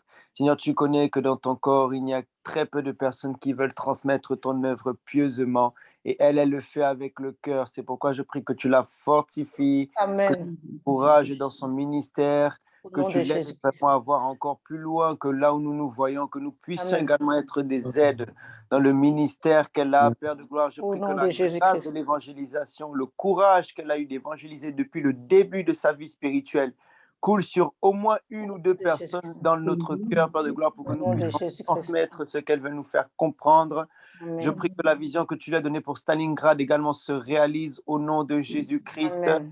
Père, de la même manière que une fois que l'huile coule sur la tête, elle coule aussi sur ceux qui sont en bas. Je prie pour la responsable, la sœur maman Nadège, Père fidèle, vraiment que tu puisses la fortifier dans le service qu'elle opère, que tu Amen. puisses vraiment la fortifier spirituellement, qu'elle continue à nous drainer jusqu'à ce que nous puissions nous aussi drainer des autres un jour, car on ne peut donner que ce qu'on a. Père, je te prie pour nous tous qui sommes dans le département d'évangélisation. Je prie vraiment que nous puissions être remplis de force, que nous puissions saisir les stratégies et que notre cœur soit ouvert Au pour nom toutes de les Jésus-Christ. nous devons évangéliser. Au nom de Jésus-Christ, Amen. Amen. Amen. Amen. Amen. Amen. Soyons bénis. Merci, maman Kimino. Que Dieu te bénisse. Merci pour le temps. Et puis, on a fini. C'est moi, si tu voulais ajouter quelque chose pour terminer. Mais on a fini. Et pas là. Je pense C'est qu'elle a été parti. déconnectée. Ah, c'est déconnecté. D'accord, ben, on a fini. Ouais. Merci à tous. Et puis, Merci à tous. tonton Ben, tu feras un petit résumé, un petit compte rendu. Amen. Ok. Surtout pour rappeler pour tous les mois là, pour qu'on puisse ne pas oublier. Ok. Bonne soirée à tous et à toutes. Et Bonne puis à soirée. demain par la grâce de Dieu. Merci. Bonne soirée. Bonne soirée à tous. Amen.